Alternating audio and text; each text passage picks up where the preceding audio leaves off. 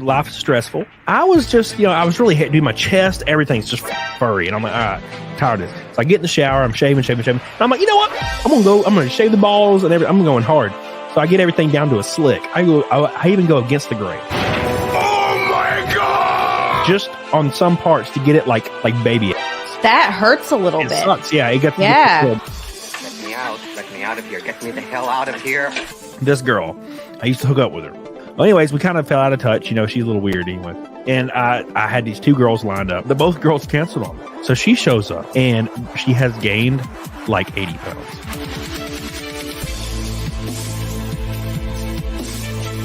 She gets up and you're like, here, put the Spider-Man mask on. I've always had a real kink for this. I love Spider-Man. Yeah, you take it, Spider-Man. See, and they already doing it to me right now in the chat. I see it. Where is it at? Look, it's in Enrico. It says, you like swamp. No, that's not what I'm saying, you motherfucker. I'm saying a little. I would be in Vegas right now getting shot on by like 9 dudes. Here's like, for like $2,000, bro. Let's go. Let's do it. You gonna on me? What the fuck is going on? I'd be going crazy. I'd have an OnlyFans because your boy wants a Ferrari. I don't know how I get it.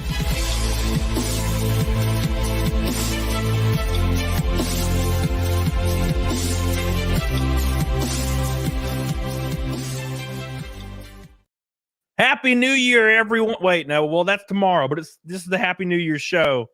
Hope you guys are excited. Hope you're ready for Saturday night / New Year's 2024 / Camel Thoughts with Chris Gore and Zia. Zia's about to be home, and she'll be joining in like a few minutes, and then you'll see the beautiful Zia. But right now, we have the beautiful Chris Gore instead. How you doing, man? Camelot, happy to be here on a Saturday night. I know you like Ferraris. Yeah. So I thought I would break out the jacket. Here I am. Here we are, man. This is great. Awesome. God, I love it. Man, I was a huge Formula One fan.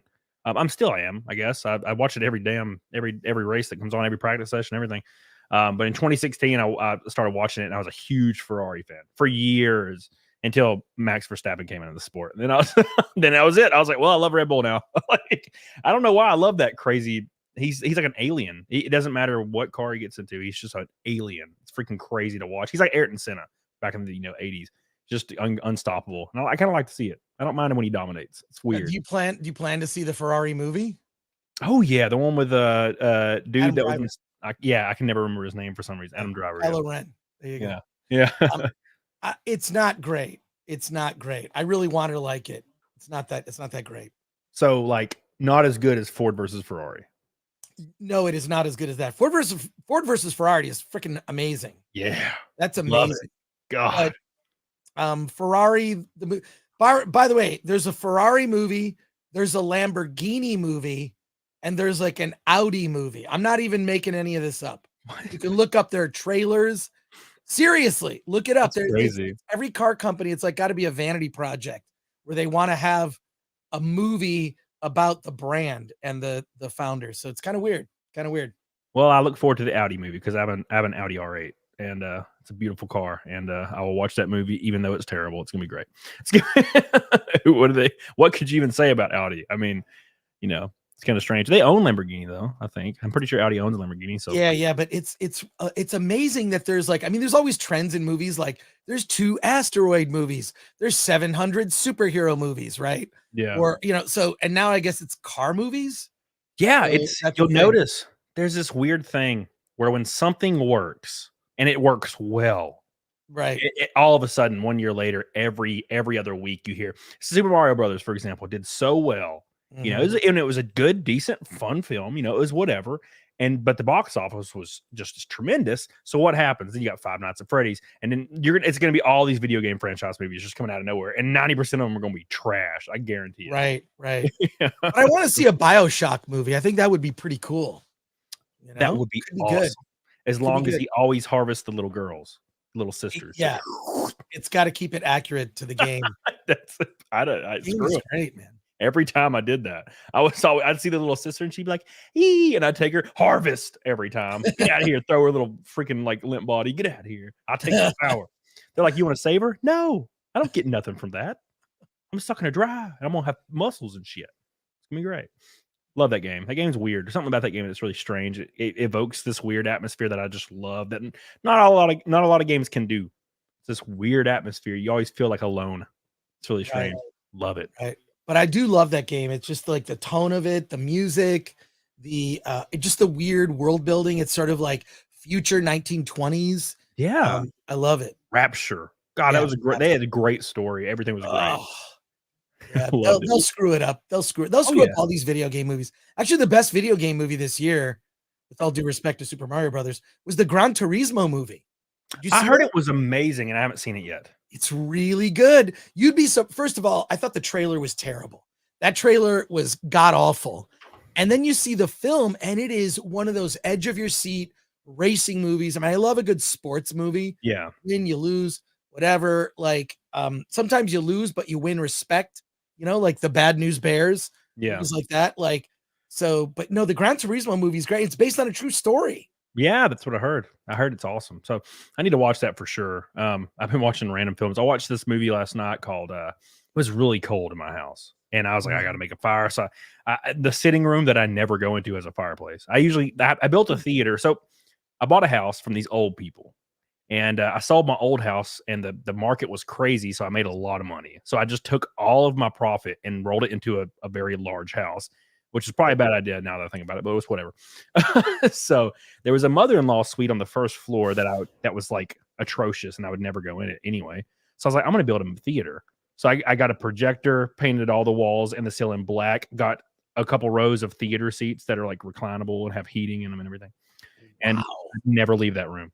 I go in there and I just lay back and I just watch everything. And I was watching. I usually go in there, but my sitting room has a fireplace in it that I never use. So it was like 20 degrees last night. So I went and made a fire, and I turned this movie on called A Million Miles Away. And it was about this Hispanic guy that was a migrant farmer and grew up to be an astronaut, and he worked towards it as well. Oh, right. And it was the trailer. It was just really feel good and nice. Like, it was just nice, you know? There's another movie like that came that's I think it's on Amazon Prime or in theaters. It's directed by George Clooney, called The Boys in the Boat. And it's a true story about this junior varsity team in college that went to the Olympics when it was in Germany. And it's I don't want to say anything. It's just based on a true story. If you don't know the story, don't look it up, but see the movie. It's like a type of movie that they don't even make anymore. So damn, I need to watch that. I quite literally turned on Amazon Prime last night when I was about to go to bed, and it was the first thumbnail, and it's like about guys in a little rowing boat. Saw that the other night. It's weird. Let me hit some of these super chats because they're piling up, and I'm just completely ignoring them. I just don't appreciate my supporters, apparently. Rake and Knot with a pink, delicious, hot, warm, perfect pH. Pink boy says, thanks for having me on the other day. It was a blast, but I need to get comfortable doing panel shows. You did great. All you got to do is just have a good time. That's what it's all about. Thank you, Rakin. I love you. I appreciate you. First pink boy already, my boy Rakin. And I'm glad you had fun. We'll do it again very, very soon. Second pink boy, Billy Hatcher. $50 super chat already. My man says, I'm enjoying the New Year's weekend. And while I was waiting for the gay stream to start, I was listening to Windows MIDI music.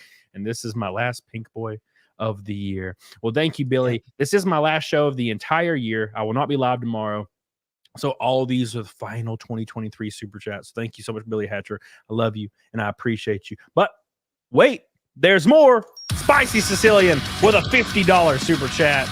He says, yo, Cam. Thank you so much, Spicy. I love you. I appreciate you. I love your PFP, by the way. It's freaking beautiful. It's just a dude screaming. Appreciate that so much, guys. Thank you. Thank you. Thank you. 3 pink boys in a row. We're a gold and a red from a rainbow night already. And we are a quarter to Naked Snake for the 253rd stream in a row. Unbelievable. Thank you so much.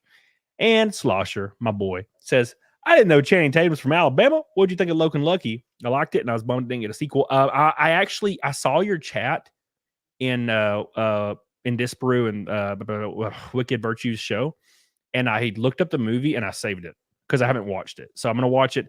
I don't have any like loyalty to Channing Tatum because he's from Coleman, Alabama, which is like an hour from me. So I don't really have any loyalty to him. But yeah, I will definitely watch it because I love the last movie I watched from him was like that 21 Jump Street and 22 Jump Street. And I thought they were fantastic. They're just so silly and goofy. Yeah. Thank you, Slosher. You're the man. Orange Boy. Slag Lust 2 for the Goomba. Happy New Year's. Mr. Rob, Holy Ozone, I love you. Thank you so much for your first gold, boy. And Paul Blunt. Frank Gore. Not yet. That's me. Appreciate it. I'm getting there. We're getting there. What was so let me start off by saying I think, and I know it's lame, it's kind of cliche at this point to say that -1 was my favorite movie of the year. I think same. It was fantastic. It's so good. I've been trying to like rack my brain. I'm like, there was something that was I think I enjoyed better, right? And I keep thinking, I'm like, no, it's just -1 was the shit. I mean, I like The Boy and the Heron. And I need to watch it more because like every single Miyazaki film, I have to watch it several times before I'm like, this is beautiful. Spirited Away.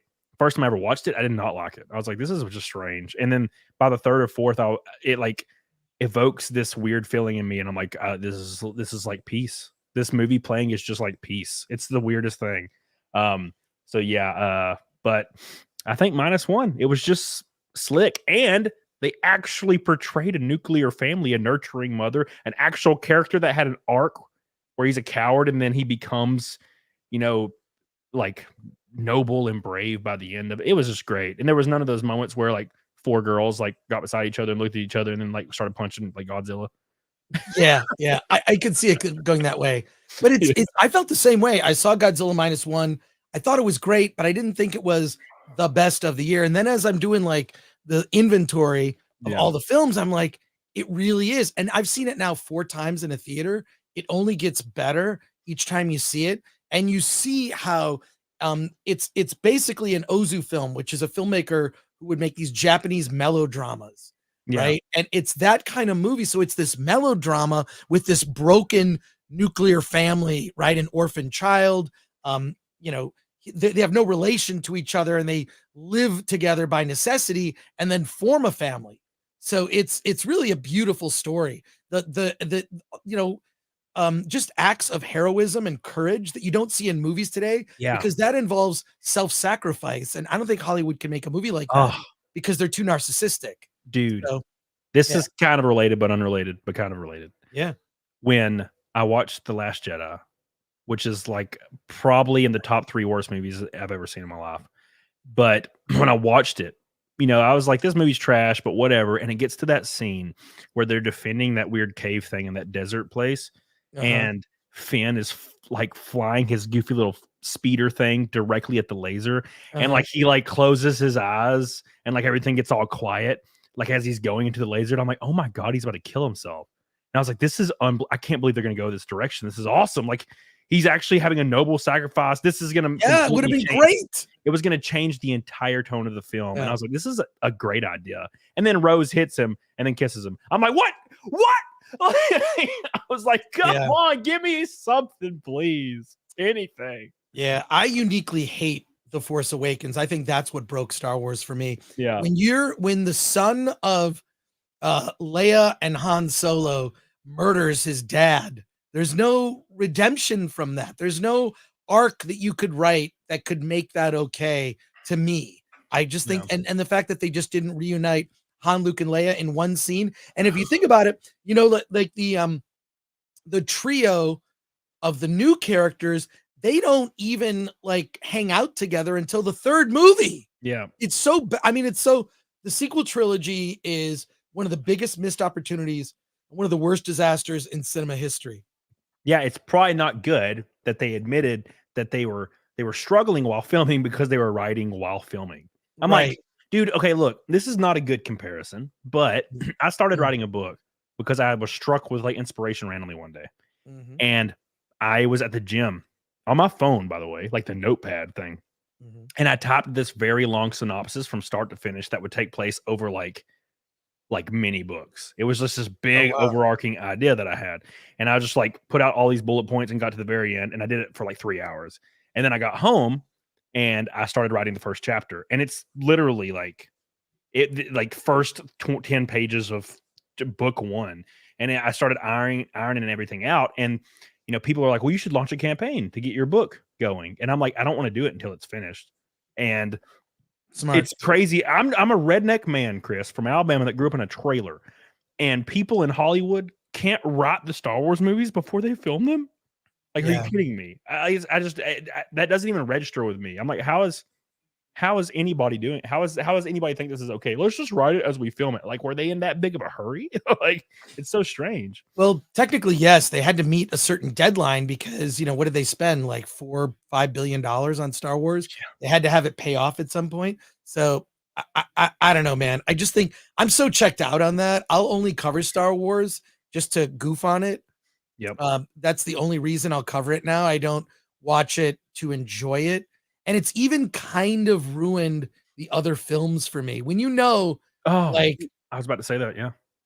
when you know what happens, like after this big triumphant, like, hey, look at the end of Return of the Jedi. What a happy ending. Luke helps redeem his father, you know, just like all this, it's a celebration. And then the very next movie, it all goes off the rails. Why would you do that? It's freaking crazy. I have the same feeling. I can't even watch the old ones because like I'll start enjoying it and getting like immersed in it. I'm like, this just turns to shit. Like eventually. I got to share something with you. I'm going to send you this meme that I found that basically explains here. I DM'd you on Twitter this thing if you want to share it, sure, show it. It just lays out why Disney Star Wars sucks. It just totally just spells out when you read this meme, you're gonna go, oh shit, this is where we are. That's why this Rey movie that they keep talking about, oh god, I think is just first of all, please make it. Please make the Rey movie and release the Rey movie. I wanna see where they're gonna go. How can they do where are they gonna go now with something original? They don't have like member berries. What are they gonna do? Put Luke Skywalker in it as some ghost giving her advice? They need to, because there's supposed to be a trilogy. What they need to do is kill her off immediately, and then she's just the Force ghost. And then it's some other group of people. That's the only way it'd be acceptable to me. It says, when you see Disney Star Wars for exactly what it is, the first panel says, my heroes won. The Empire has fallen. Luke has passed the test and redeemed his father. Han and Leia have a budding romance. The New Republic will bring order and peace to the universe. And then it's the Disney Star Wars. Luke has failed as a Jedi and teacher. Han and Leia divorced. Their son became a Sith, died. Han and Leia and Luke all died estranged. The New Republic is weak and corrupt. Palpatine's lineage survived and thrived. Finn didn't even get to be a Jedi. That's the truth. It's like the worst possible thing. They just made God, it's crazy to me. It's, you know, and I didn't like The Force Awakens. It was kind of like I sat through it and I was like, okay, well, there was a lightsaber or two. Rey didn't need training, which is weird, but whatever. And I didn't like the Han thing, but whatever. We'll see what happens because there is a lot of plot points that are like spread everywhere that could make maybe a second movie interesting. And it just went the complete opposite direction. Nothing mattered. Everything was shit. Snoke was nothing. It was all some bullshit. God, it was so frustrating. And I actually never saw Rise of Skywalker. Never saw it. Oh, it's the worst of all of the Star Wars movies. Jesus. If that's even possible. Thank God it's the worst of all of them. So, I mean, whatever. I feel like the reason we talk about it so much on streams is it's kind of a form of therapy. Yeah. Right? Yeah. We're finally talking through it. We're talking through it because, I mean, everything that's come out since has been completely dismissible. So, yeah. Now, I don't know. You might completely disagree with me on this. I enjoyed Rogue One. No, that's fair. That's fair. I mean, there are parts of that I think were really interesting. Although I would like to see, because remember the first trailer came out for Rogue One, and literally none of the footage that we saw in that first trailer was in the movie. Yeah, I remember zero. Yeah. Like there's this one. There was like a part where I think from what I remember, I'm trying to remember. It's a long time ago, but there's like an X-wing or something that pulls up like. It's like our TIE fighter or whatever. It pulls up like on this platform equal to the girl in the movie. Right. And you're like, holy shit, this is crazy. And then that never happened at all. No, it didn't happen. And also they were on the beach. They were fighting in some beach environment. So I don't know, like that is of the Disney Star Wars. That's probably the best thing they did. That and Agreed. maybe certain episodes of The Mandalorian. Yep. But I mean, I mean, I don't know. I just don't think Disney can make television. I think it's impossible. Also true. Not And gonna the reason I like Mandalorian because Carl Weathers is in it, and for some reason I just love that. Yeah, he's cool. I can't stop loving him because he's just in everything I love. He's in Predator. He's in Rocky. He's just great. He's great in everything. Apollo is easily one of my favorite characters in any franchise ever. Oh my God, yeah. Like, you got to get the eye to talk about. He's just on his side. He's a badass the whole time, and then the fourth one ruins everything. Even though I love the fourth one because it was just so 80s and synthesizers. Love it. Oh, dude, the Rocky movies were when I was a kid. The Rocky movies were events. Yeah, I mean, it was a big deal. Like Friday night, packed movie theater. No assigned seating then. You had to like get in line early to get a good seat or even to get a ticket. Yeah. And it was crazy. It was crazy. Freaking Rocky 3 is so good. And then Rocky 2 is basically just a remake of Rocky 1, except Rocky actually wins. Yeah. And that's the only difference. I mean, it's still cool, but just the character that Stallone created, he never gets enough credit. Stallone. Yeah. Just does not get as a storyteller.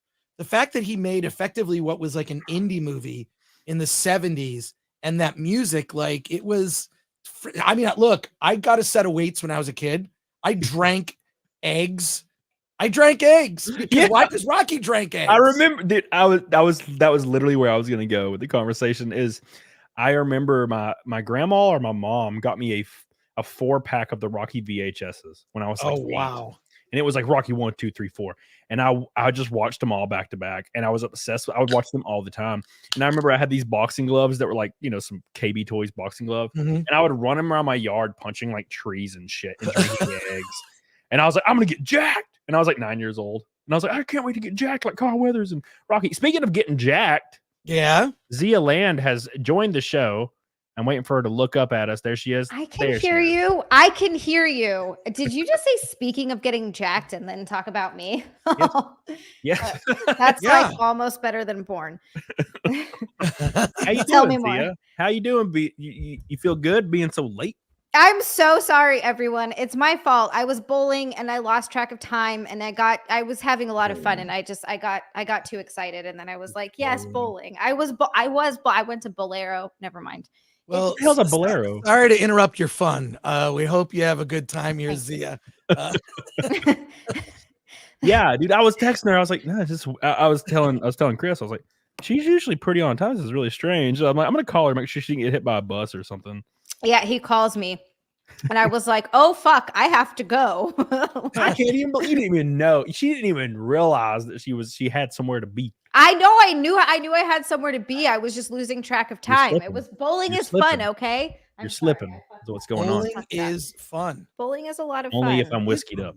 That's the only time it's fun. So, it's bowling is fun because it's one of the only sports you're kind of encouraged to drink. Yeah. Yeah. I almost fell off the wagon for this. I was like, fuck it. Give me a margarita. Yeah, Zia. No, let's go. Zia. There's this. Okay, so this bowling alley opened up beside my house back when Huntsville wasn't a Exodus city. So now, like, the population was decent. You can't even drive in Huntsville anymore. It's just back-to-back traffic always now. Ugh. Because everybody from California was like, oh, California's so great that we're going to leave it and we're going to come to Huntsville. So now traffic's terrible, but there's a lot of Ferraris and like McLarens now because people from California came. Oh, fancy. Yeah, like I drive my R8 around. It doesn't even matter anymore because everybody got supercars now. But there's this bowling alley opened up in like 2017 or 2016. And my wife had just left at this point. And I go down there and there was these waitresses and they were all hot, all of them. And they were like bar hop waitresses, and they would come and I would get the VIP bowling, which was like this dark room by yourself. And you had a lane. It was great. And that lady would come up every 2 seconds. She'd be like, what do you need? What do you need? Her name, I think the main one, her name was Ashley. And I'd be like, give me a Jack and Coke. And it would be like 90% Jack. And I would drink 4 of those and be bullets. And she'd come up to me. She's like, you need an Uber? I'm like, yeah, go ahead and schedule me one. And she'd just do it on her phone. Content house. Wow. She's calling you an Uber. I mean, you banged her. Yes. I don't know why I even asked that. I don't know why I even asked. So you got wasted. You go home and build a fire because that's the only thing I can picture happening. No. Well, no, I did actually. I actually did build fires in my old house. My old house was so small, but it had a fireplace. Yeah, I send Zia, Chris, every night. I send Zia a picture of my fire I make every single night. Yeah, I just get a text from Cody as I'm like going to bed, and it's just his feet and a fire. Well, there's Cody building his fires again. Well, speaking of a fire, Zia, Matthew Fortune has just joined the chat with a pink boy. Whoa. It's the fourth one. Matthew Fortune. The fourth pink boy of the stream. The fourth one away from a pink ass knot and one red boy from a rainbow knot. And we're already 1/4 of the way to Naked Snake for the 254th stream in a row. Naked Zia and Naked Snake. Matthew Fortune says, Happy New Year to yourself and Chris. I hope you both have a great year, and let's pray for an even better one next year if the government doesn't collapse. P.S. Watch Iron Claw. Dude, I've heard it's amazing, and I want to watch it so bad. I want to watch it. It's so good. It's so good. I've seen it. Like, Zac Efron looks so jacked in it. I mean, it's crazy. Dude, he was on Tren out the ass. You can tell. I can look at his face. Is that what he was on, Tren? You can look at his face. It aged him like 25 years. Yeah, that's what I was wondering. So he talks. I mean, yeah, I actually have to agree. His face looks definitely. He looks good. I think he looks fun. He looks very masculine, but Tren, that's what Tren does. That's why I won't take Tren. I'm just. What would you take if you were going to cycle?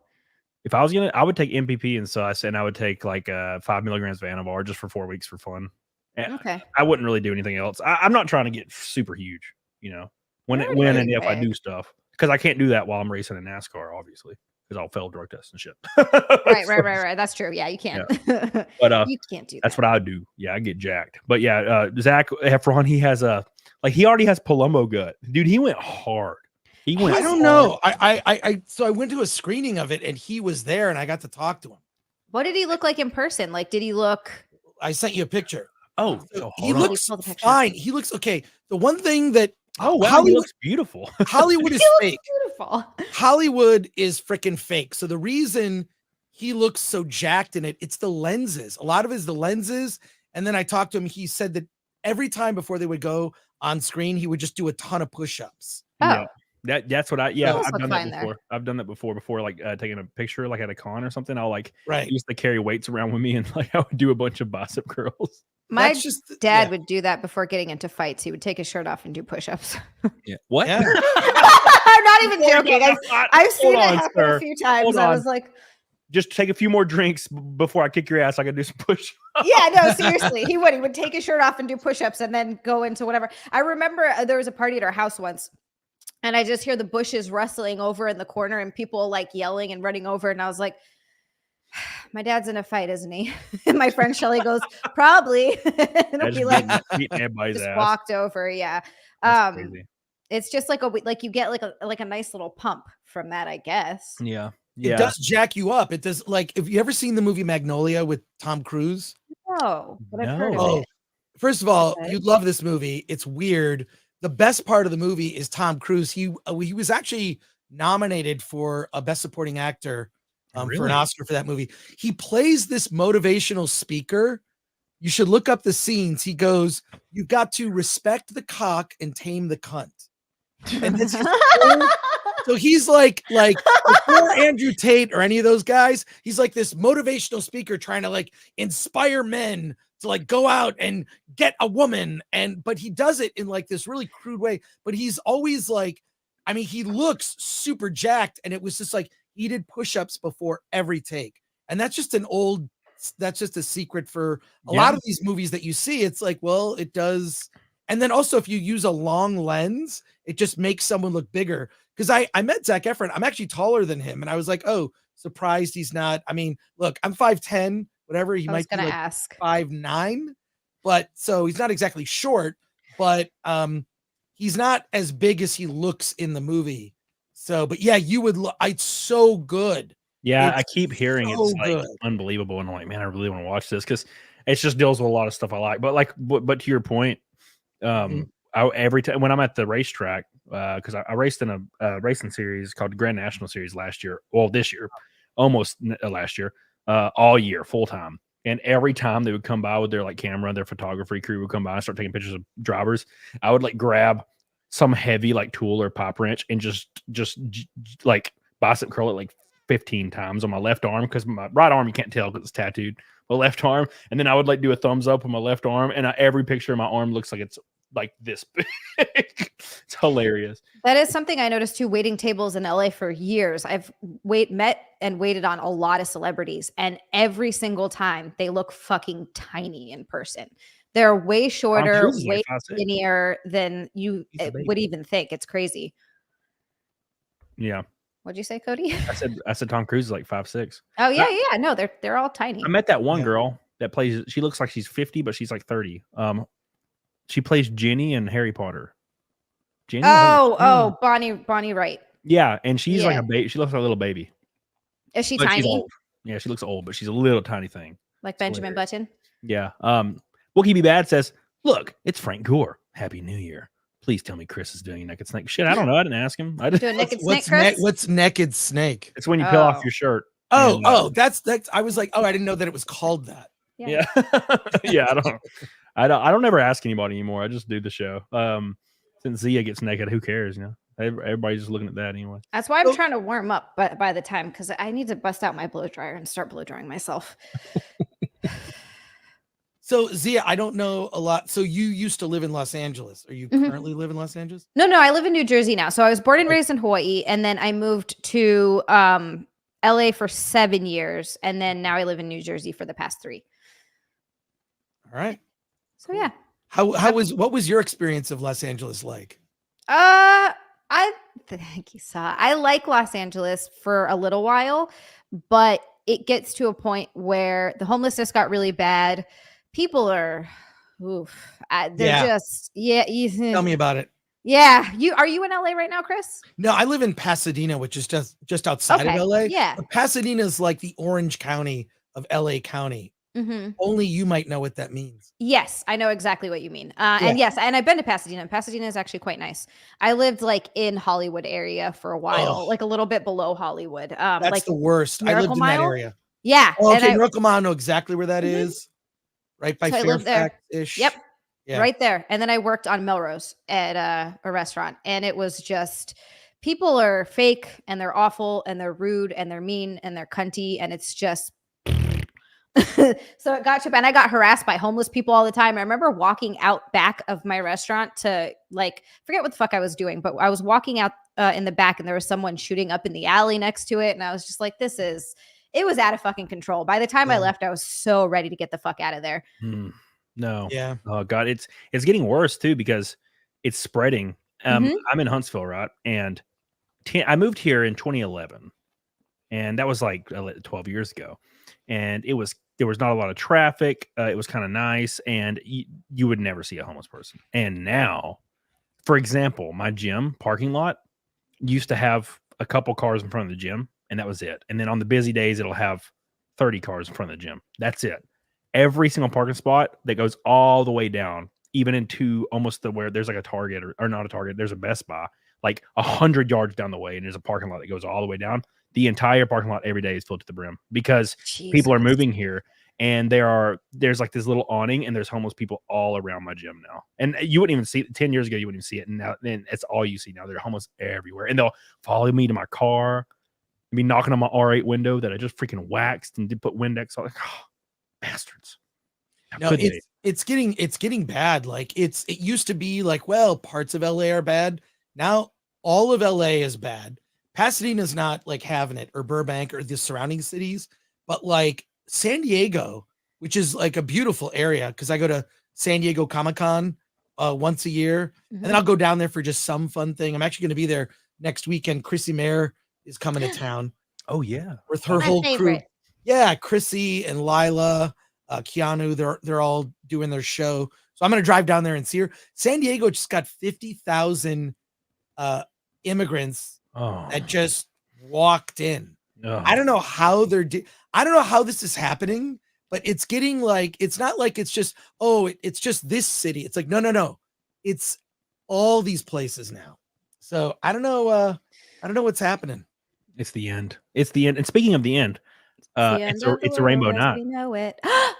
Guy Incognito. Guy Incognito, by the way. What? With a Canadian Red Boy. $100. Whoa. Canadian boy. Wow. Didn't even have a message attached. That's called base. Didn't even need to make a statement. Nice. He just slapped me right with his red freaking schlong, and he moved on. Damn. Thank you, guy. I love you. I appreciate you. It's a rainbow night. and we're officially 640 from Naked Snake. Thank you so much. You are the GOAT. You're the man. Your PP very large. I can't even see. It blocks out the sun. Thank you. That's all it takes to get Cody to lie to you. Just give him a red boy, and he's like, "I'll tell your dick is huge." Dude, that's what all women do. That shit. I'm tired of it. I'm tired of that. It'll finally, you hang out with a girl, you finally, you smash pissers, and she's like, oh, it's actually pretty big, and I'm like, listen, God, I can see it. It looks like a pinky. Why are you trying to trick Okay, me? but here's my question. What's not big to you? How many inches? Hard, not flaccid, because a lot of people are growers, not showers.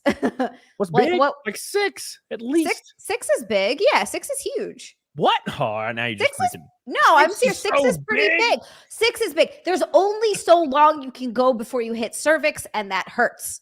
That's because I'm in good shape. That's good. It's good to hear that confirmation. I'm telling you, Chris. I'm almost there with 2.5. Yeah. My dad's half Japanese. Ruined everything. No, he's not. I would look kind of. I didn't need you to confirm that he wasn't. I wouldn't have a beard. I'd have that weird Japanese beard, which is just like head hair. It's like very fun. Ooh. Did you see that thing X-Ray Girl tweeted out? It's like, see, Asians can grow facial hair, and I'm like, oh, that looks awful. Oh my God. It always looks like pubic hair. It did look like what I wanted to do is just super zoom in on it and kind of crop it so it looked like something dirty. But I showed restraint. I did not do that. It kind of did look like I did not do that. Yeah, so furry. Like you can even see the pores that would come out of. Very mature, Chris. I like it. My beard. Well, if I let my beard grow real long, it is like what's it like wool? Like wool? What is it called? Wool brush, wire brush, wool something. It's so freaking coarse. I can't even comb it. Talking about. Oh God, what's it's like steel wool. Steel wool, yeah. It's crazy. I don't know why it's like that, but it's so coarse, and you can see them. They're like shiny because the hairs are like thick, like freaking pencil lead. It's ridiculous. I don't know what that's about, man. Kind of use it to scrub your pans. You could. You totally could. Yeah. Why not? Thank you, by the way, Guy Incognito. I love you, and I appreciate that so much. You guys are goated as hell. Malik Gurley says, "Happy New Year, Cody." Here's looking at you. Here's looking at you. Now, would you kindly read my message? What message? What are you talking about? Did you miss a super chat? I don't know. I probably did. Fire PA says, wife bought fancy 4 dicks ticks. 4 dicks. Oh, 4DX. 4DX. Yeah. 4 dick sticks. It's where they come serve. It's like a milk bar in Japan. They just come service you while you're watching the movie. The Last Jedi. So got to experience awfulness in all its glory. Disney continues to prove you can ruin Star Wars. The funny thing is, Star Wars has been ruined for a long time. Yeah. Well, yeah, but it's the winning. It's such an easy formula. Like, just make a hero's journey, have some lightsabers, some force powers, somebody trains, and then there's a lightsaber battle, and that's it. And like make the bad guy look cool. And it's like, nah, fuck it. We're gonna go in. We're gonna write movies completely out of sequence and random and ruin everything. Oh God, it still makes me mad when I think about it. Me and Chris just talked about it for 20 minutes, and it gets me so upset to talk about. Oh, trust me, I get worked up every single fucking time. It's just it's getting to a point where I have zero faith in anything that they put out, even if it was good. I don't want to give them my money. I don't watch any of it. I haven't watched. I never watched Ahsoka. I never watched any of that. And it's funny because I don't know what's going on Twitter. And somebody mentioned it was something about FNT, but I was on Twitter like the last 2 days, and I'm just getting fed these posts on my feed, and it's people saying I've loved Star Wars for years, and I'm a female. Like Star Wars is for females, and I'm like, why do I keep seeing 1,000 of these posts? And apparently, somebody said it was for FNT. Somebody gatekeeped, or somebody said something somewhere, like they call people fake fans, and I'm like, why am I seeing this every day? It's the weirdest thing. It's like Star Wars is for females. I'm a female. I love it. I'm like, why am I seeing these? I feel like that's not real. It has to be bots. It's got to be such a small majority or bots. I don't believe that's real because I'm a female and I fucking hate what they did to Star Wars. How can anyone like Rey? I don't. She's the worst character. And the only character that was decent, they completely sidelined and made him a fucking like we talk about this all the time too. Yeah. Finn. Yeah. He actually had potential as a character. And you know, they're like, let's put black fucking actors and characters to the forefront, and then they did that to him. It was like, are you kidding me? They just did the thing that Hollywood always does, and they just made him comedic relief.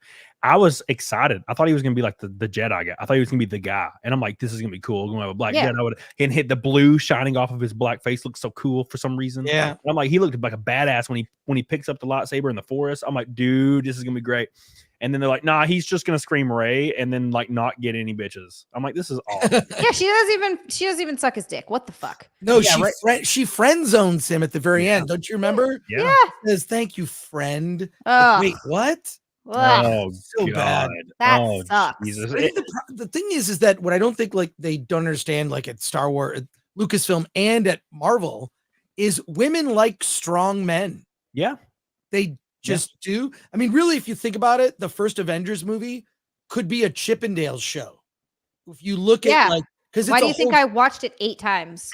Right. It's like a trope, a Marvel trope that every male character must take their shirt off to show their new Marvel bod, like, which is fine.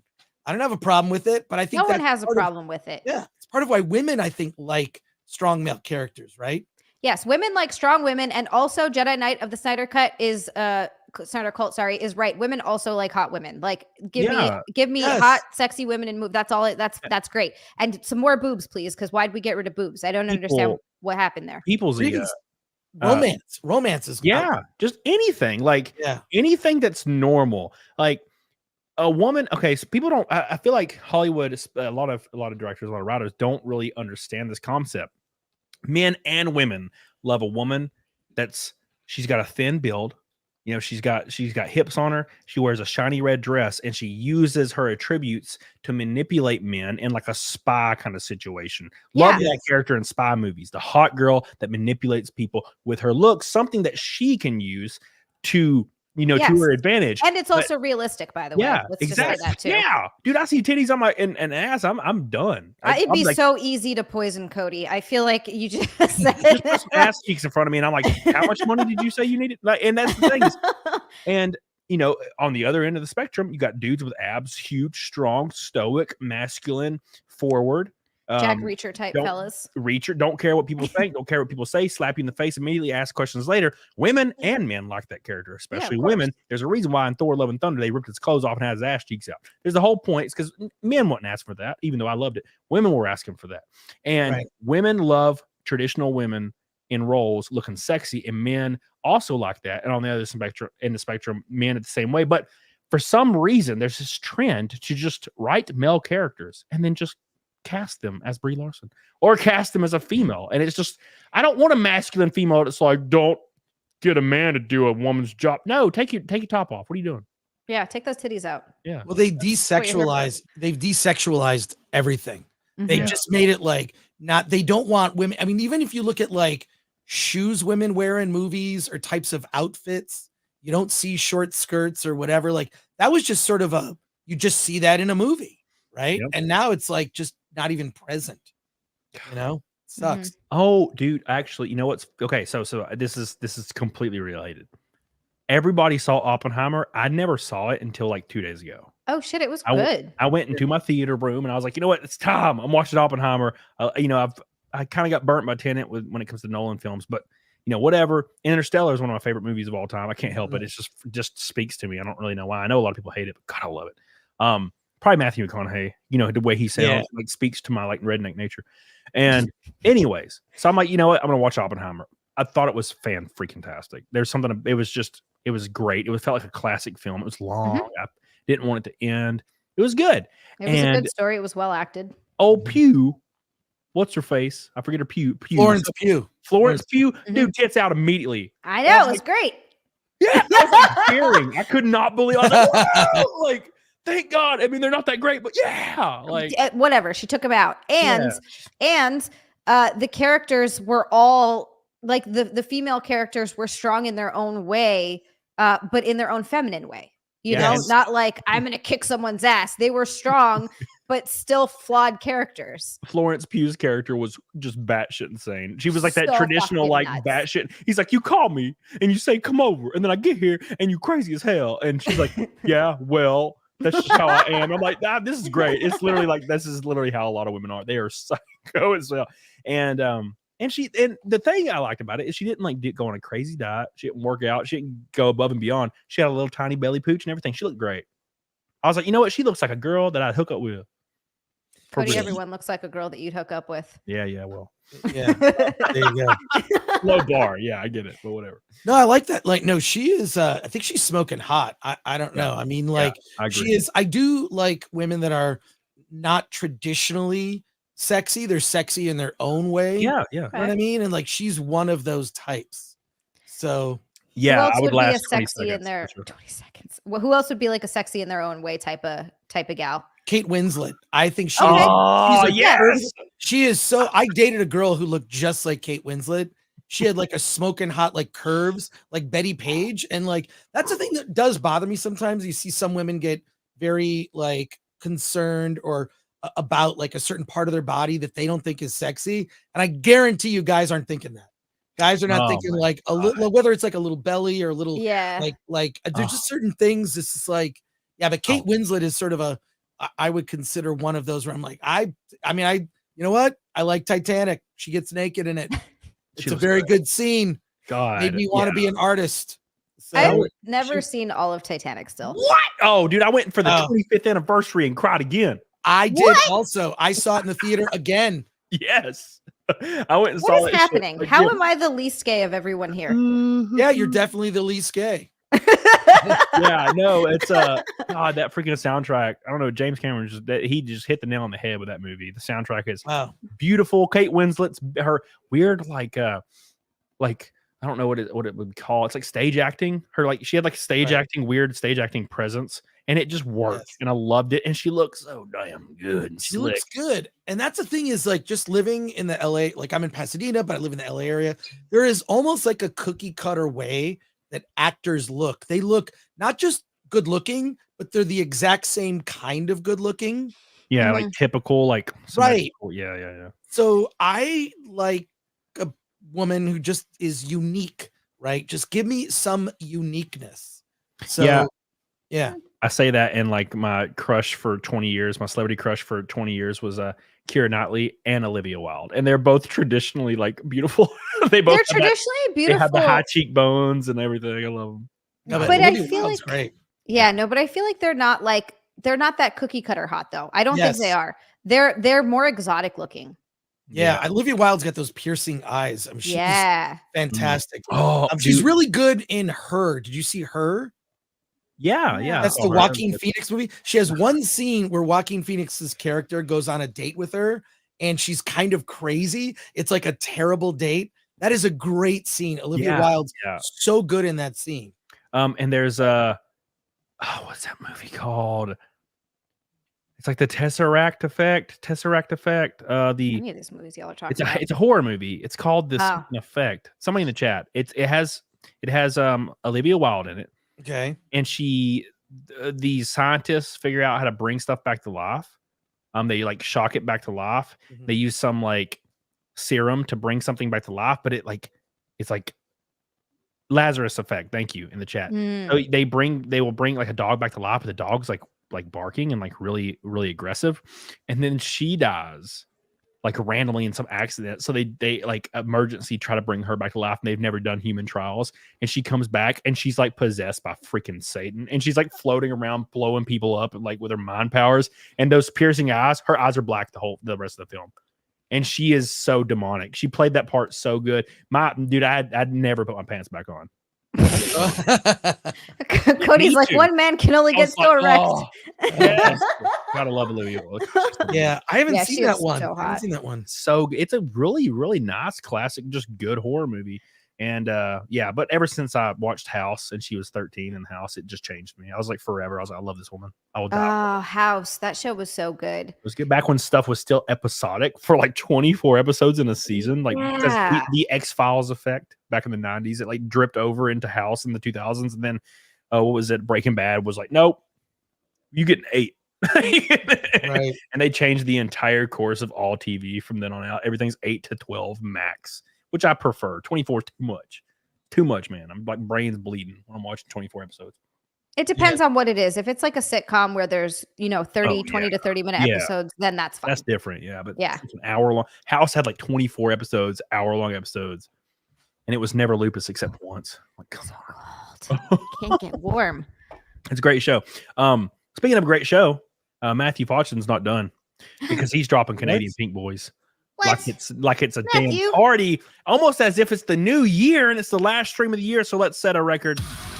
Matthew Fauchton. I can't believe it's the last stream of the year.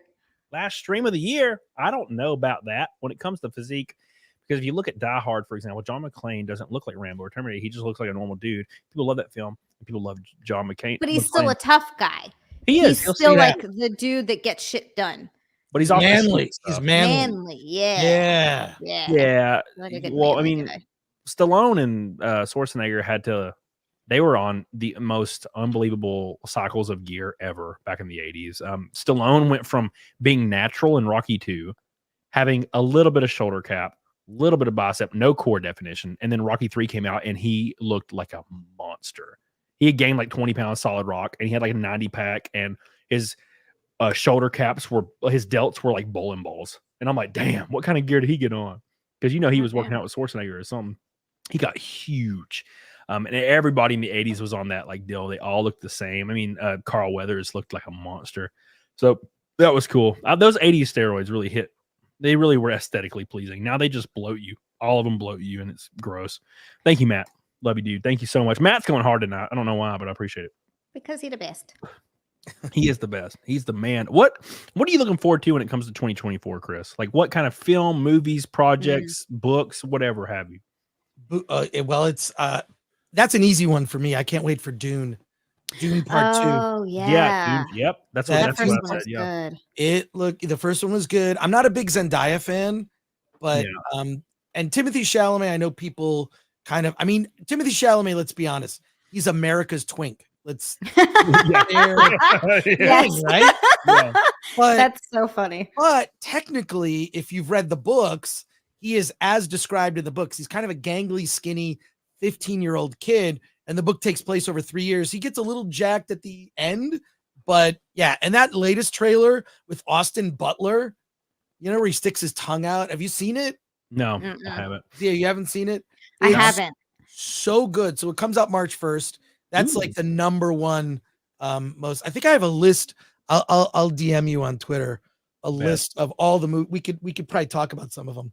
Oh yeah, do that. That'd be great because it'll just make it easier. I'm very right now. So my life's getting really stressful, and in 2 weeks I have a NASCAR test in Daytona to get my full competition license, and I'm very stressed out. I've been through the ringer. It's kind of crazy because you think that when you watch, I don't know, you think about like sports in general, but it's kind of whatever. But there's so many things. I had to go get a physical. Had to like run on this treadmill with all these things that touched on me. I had to get a drug test, and they like searched me, made me take my clothes off and everything while I take this drug test. It was wild. Did they hold your balls and tell you to cough? They grab my balls. And I think it's because they want to search like below your balls so you don't have like a condom and pee or something. But yeah, it was crazy. And then I had to go in this tiny little room that smelled like death and like pee in a cup. While this person basically had surveillance in the room. There's cameras all around me. Tiny little box room. So it's been pretty scary, but it's all finally done. And I signed the contract like 2 or 3 days ago. I can't remember now. And I'll be running Daytona in 2 weeks. And then if I get my full competition license, I should be running the ARCA Daytona 200. Wait, so what does it take to get your full competition license? I just got to go run like 20, 30 laps in the car by myself. And then the 12th or 13th, I have to do pack racing. So I'll be out there with everybody, and we'll be going 200 miles an hour, like ass to nose for like an hour. And if you hold your line, you're good. They'll approve you for full competition. Then I can just race in any NASCAR series anywhere. You got to see Gran Turismo then. Oh, I've been thinking about it for like weeks. Yeah. Yeah. I mean, you watched Oppenheimer. You got to see Gran Turismo. It is, I mean, I guess you could put it in the video game category, but it's a true story of a kid who played the Gran Turismo video game that ended up becoming a professional driver. And it's, I mean, you can look up little mini documentaries on YouTube about the true story. Obviously, they changed a lot of stuff about it, but the basics of the story are accurate in the film, and they even show footage of the real guy. I'm telling you, you gotta see it, and then talk about it or something. If you're recommending it, I have to. I've had two people at the gym tell me it's awesome, and they're not car people even a little. Yeah. Did you see the movie with Christian Bale as that one Ford versus race? Ferrari. Versus Yeah. Ferrari, Yes, that movie I really liked. I Christian didn't see Bale's Gran just Turismo, great. though. He's just a beautiful man. He does everything. Everything he does is Christian great. Bale is. Gotta Love Christian Bale. Mhm. Super based. He is super base, and He's he's based. his Pretty sure he accent- smacked his wife at one point too. I would smack my wife too. What did she do? What did she do? I know she probably got lippy. Good I'm sure she deserved it. Then there you are. You reach down there, and her panties weren't soaked, so you got to slap her. Yeah, slap her. to It get works soaked. every time. Then Yeah. they're suddenly soaked. It's the biology. Read this, Zia. Can you say the following? Okay, Lover of Green. MCU fan is the biggest simp of 2024. He is in love with Krista Nova. Thanks. This is for the lads of the Geeks and Gamers community. Held to Mrs. Zia, Mr. Gore, Mr. Camelot, and the 199 Lover of Green. Thank you so much for your $20 super chat. You are the man. You are the man. I appreciate you. Reckon Knight says, I had to force my facial hair to grow with minoxidil. Otherwise, as part of an Asian, I wasn't gonna. Hey, yeah, you do have pretty decent facial hair for an Asian dude. Yeah, that's a good point. Thank you, Raken. By the way, I love you. I appreciate you. He's my man. Thank you so much, Raken. Jay says, I'm up the coast in Santa Barbara. We ran out of hiding places for our homeless in 2017. The residents want something done now, but the city and county doesn't know what to do. They're waiting to copy San Francisco and LA. Well, It's in Santa Barbara now. That's That's horrible. how bad it is. Santa Barbara used to be so nice and so rich. It's That's every wild. area because I'm looking to at some point move out of California. So I'm just doing research, looking at like places outside of Nashville, maybe looking, Texas is too hot, too many months of the year. It is. Like I like to get a little change of seasons. Oddly enough, you do get that in California. It gets 40 degrees, which is fine. I love it. It doesn't rain enough here, but whatever. But no, and it's like every place is being invaded. It's bad. It's like there's no escape. It's weird. It's really strange. I don't really understand what's going on, and I'm even seeing it here. You know what's really weird? And I talk about this on every stream. Z is going to know exactly when I say it. But my property tax in Huntsville, my property tax was $700 5 years ago. I bought my new house. In the first year, it was I think $1,600. Last year, it was $8,000. That's insane. My property taxes went up like 7,000%. It seems That's like, or fucking 700%. crazy. It's just getting worse and worse and worse and worse. And I don't really understand what's happening. And it's just crazy, man. It's crazy. I don't understand. I don't get it. It's but at least 2024, we can watch World War III on our phones. Yeah. So that's like a positive. Yeah. Like that's a good point. As the world is ending and crumbling around us, we can watch it on the we phone. can watch it on our phones. It did not slow down. So I remember when Trump like quote unquote lost, and I thought everything was going to get quiet for a couple of years. I'm like, well, and I remember looking at the positive, silver lining, like the solace. I was like, well, at least things will be quiet, and I won't have to worry about this shit for a little while, and it'll be like normal life. And it wasn't. It just ramped up more and more. And this next year, as far as like media coverage and like social media, is going to be unhinged. It's going to be the craziest shit we've ever seen. Protect Elon. That's all I want to say. Oh, God. Protect Elon. I am worried because Twitter seems to be the last bastion of like where you can just say anything. You can say things. I was going to say, no, they can't say anything because sometimes people get their accounts taken away for making jokes about grape. So I'm still permabanned, but it's fine.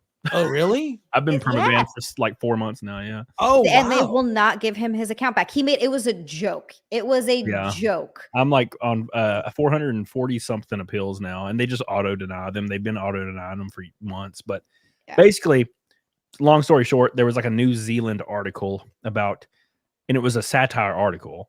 And the picture, the thumbnail was a guy the shredded Chad guy behind bars, like in prison. And it was like, man grapes intruder in his home. He broke into his house and he got graped. It's hilarious. It's a satire thing. You don't expect to break into somebody's house and then get graped by the owner of the house. It's silly. Yeah. And I quote tweeted it and I was like, if you break into my house, I will grape you. It's like, it's a joke. And I got permabanned. Permabanned for that.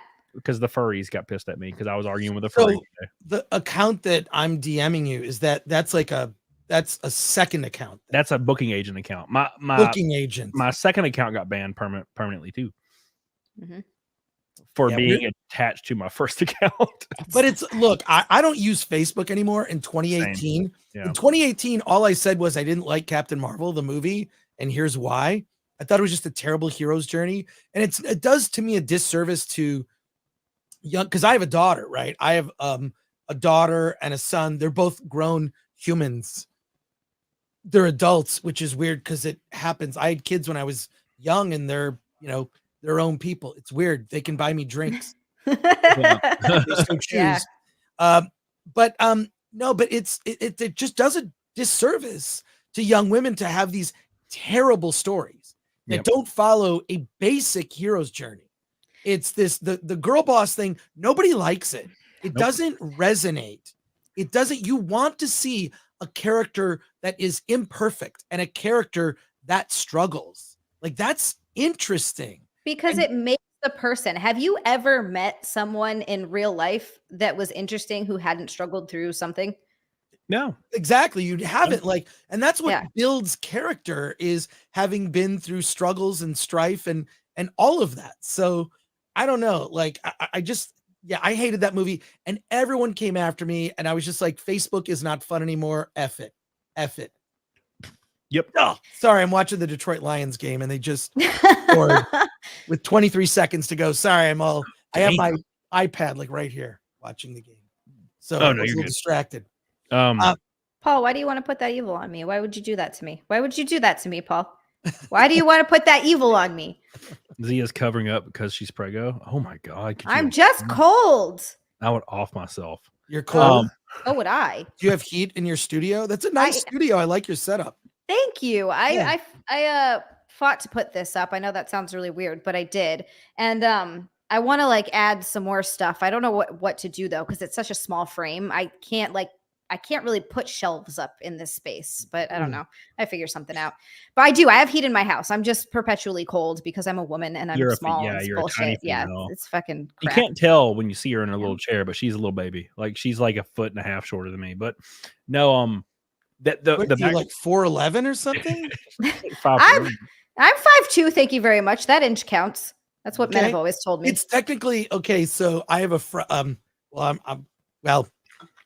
I know someone who is technically, if you're under a certain height, you're a dwarf. Considered, a dwarf, and you're considered disabled, so you get free coffee at McDonald's. Oh wow! They give disabled people free coffee at McDonald's? Correct. What? What kind of deal is this?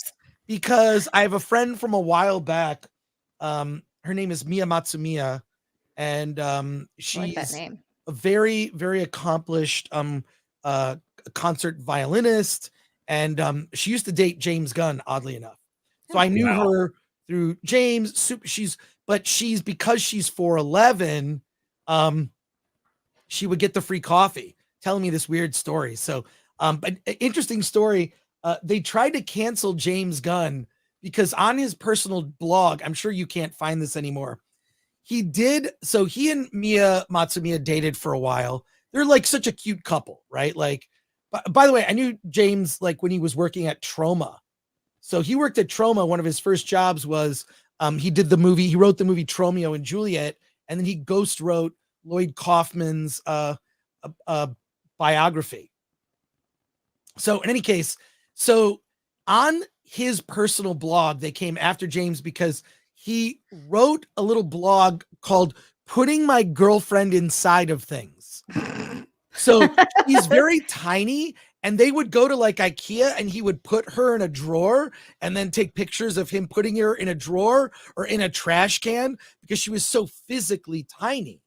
And they were like, people coming after him, this is abuse. This is just, like whatever. They've tried to cancel me a couple times over just jokes and stupid shit. I think the most recent one was when I said make Marvel male again earlier this year. And then that resulted in X-Ray Girl doing a t-shirt.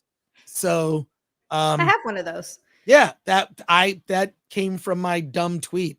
Nice. And then, I like it. Yeah. And so in any case, they've come after James, come after me. It's just sort of, after a while you just get like whatever, like if you wait 2 days, it just goes away. Yeah. People's attention spans are so short these days. There's Yeah. always the next thing that's going to come around, Mhm. and eventually the spotlight's going to be off of you, or whatever the fuck it is. I feel like getting canceled only happens in Hollywood now, which I feel like doesn't matter anymore. It doesn't matter. It doesn't matter. You can't cancel people that aren't able to be canceled. Like if somebody was like, wow, then this happens on Twitter all the time. People are like, you're a bigot. I'm like, I agree. And that takes all their power away, because their entire power structure is based on shaming. I'm not capable of being shamed, bro. I shame myself already a maximum amount. Like 20 years ago, when I was 16, I was like, I hate myself. So like, you can't shame me any more than I would think I would shame myself. So no, like if you're not able to be canceled, if you don't do like something legitimately fucked up, like if I like make a joke that's, based in race and people are like, you're racist, I'm like, I agree. And then it's over. Yeah, exactly. You can't do anything about it. Right. And that's within reason. Obviously, you can do some pretty messed up stuff, and you probably deserve to be canceled. But when you tell jokes and stuff, I mean, I told a racist joke on Twitter the other day, and like people were like, "You're racist," and I'm like, "Yeah, I agree." And what do they say after that? What I usually say, Zia, is what I used to say back in the day is I would say, "I'm not racist. I just hate anybody darker than me." That's what I used to say. But now I just say, like, yeah, I agree, because that takes their power away. Helena, by the way, is in the chat. Love you, Helena. Appreciate you with your super sticker. Ashley's in the chat too. She said, there's my girl. Happy New Year, everybody. Thank you so much. Ashley. Love you, Ashley. Appreciate you. Matthew says, I didn't know Zia was going to be here. Happy New Year to Zia. I think your layout for streams is always the best and most comfortable. Well, it's because you can see your whole goofy ass body. You can't see mine. Mine's too large. My body is so goofy. Maniac says, Cody, Chris, and Zia have major Chad energy. Chad cast. Love you guys. Thank you so much. Yeah, Chadcast. I like that. That's a good name. Yeah, I don't know why we haven't thought about that. Mick Stellar says Cody will have his obituary. Yeah, that's accurate. Well, I mean, that'd be a good way to go. I have 1 year left. 1 year. Can I tell you a heartwarming holiday / Christmas story? I love this. Yes. That ties into this last super chat. Oh. So this is years ago. I was dating a girl, and it was a very new relationship. So very new. And it was around the holidays. And you're kind of like, we haven't been together a long time. And it was around the holidays. And I'm like, I'm going to get her a bunch of cute. It was too early to get like some big gift, but I was like, I'm just going to get her a bunch of little tiny, small, fun gifts. And it'll be kind of cute. Right. But not feel too pressure that she's got to get me a gift that is, even to what I got her. So I got her a bunch of little fun stuff. Turns out we ended up breaking up, which was fine. We just were not compatible, but I have all these little cute gifts. What am I going to do with them? So on Christmas Eve, I went to Jumbo's Clown Room, which you might know what that is, Zia. It's one of the most famous burlesque bars, strip clubs in Los Angeles. How did I miss this? That's why. There's no nudity. It's just burlesque, right? So it's G-strings, pasties, all that. No, that's fun. That's fun. Courtney Love famously used to strip there. So I brought in this sort of giant bag of little tiny cute gifts, and I gave them to the strippers. I mean, I give them a couple bucks, but I'd also throw like a wrapped gift, right? And it was like I was giving them $100 bill. They were so excited. Every stripper came out and hugged me and said, thank you. This is so cute, blah, blah, blah. So yeah, that was that became a tradition to now go to Jumbo's Clown Room around Christmas. So I was there on the 23rd with my friend, actually, Danica, Comic Book Girl 19. I don't know if you know her.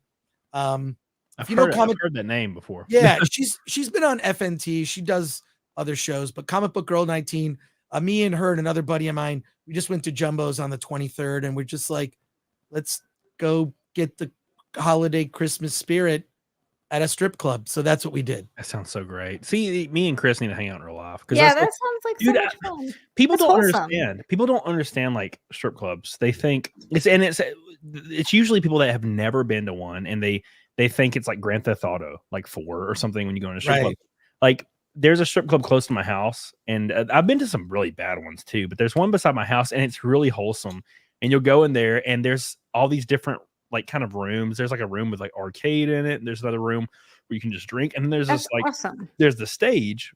You can see the stage from every room though. There's like a little window or whatever. But then there's the stage room, and the seats go all the way back. You can sit in the very back and just watch these girls go on stage and like cheer for them, and they're like they're all doing their own acts, and everybody has personality, and you can kind of like people watch, and it's really fun just like to drink, and then you can converse and just have a good time. The strippers will walk up to you and like tell jokes and just have a good time, and then you leave, and it's a fun time. But I'll tell my friends, you should go to the strip club, like this strip club down the road. It's really funny, like it's a really good time. And they're like, strip clubs are gross, and I'm like, have you ever been to one? And they're always like, well, no. And I'm like, what the fuck? What do you And mean? some strip clubs are gross. You just don't Some go are to those gross. ones. There are Some great gross. ones, though. Where it's Yeah. like, I'll tell you the ones that are gross. Like the cool thing about like Jumbo's Clown Room is it's pretty much 50-50 male female, right? It's like not the gross strip clubs are like the creepy guys that sit right in the front. They've Yeah. got stacks of singles. They got and they sweatpants on, no have underwear. sweatpants on. And a gross thing that I found out. Can I share a Yes. disgusting thing that I learned? Please, God. Those guys that do that and they wear the sweatpants, one of the things that they do is they get saran wrap and they wrap it around. So they don't wear underwear, but they wrap saran wrap around their middle area where their groin is and put Vaseline so that when the strippers grind on them, they have a way in which to Finish? correct. Oh God. The So fuck? are you picturing what? So the saran wrap goes around the middle area, Yeah. Yes. and then there's So basically, it's a way for them to sort of get off without touching themselves. Oh. So it's like it's like getting lubed up, and then when she's grinding on him, she's rubbing it back and forth on She's the dick. rubbing it, and then That's it's horrible. yeah. It's not God. expensive. I'm So my dude, my it's not strip club- expensive. No, so my strip club, it's in Huntsville, and it's a pretty big city. 95% of the strippers are like over the top gorgeous. It's not like Nashville or something. And it's because there's not many strip clubs here. I'm sure they're going to start popping up more and more as the population increases. But there's like one main one in Huntsville, and it's all the strippers are like over the top. There's this one girl that looks like an alien because she looks so good. She looks like AI made her. But I think she was getting her engineering degree and she graduated, so she's not stripping anymore. But all you have to do is get $200 in ones, which is not a lot of money. No, Get you $200 in ones. Get your girl. Take a girl with you. Always take a girl with you. Strip club.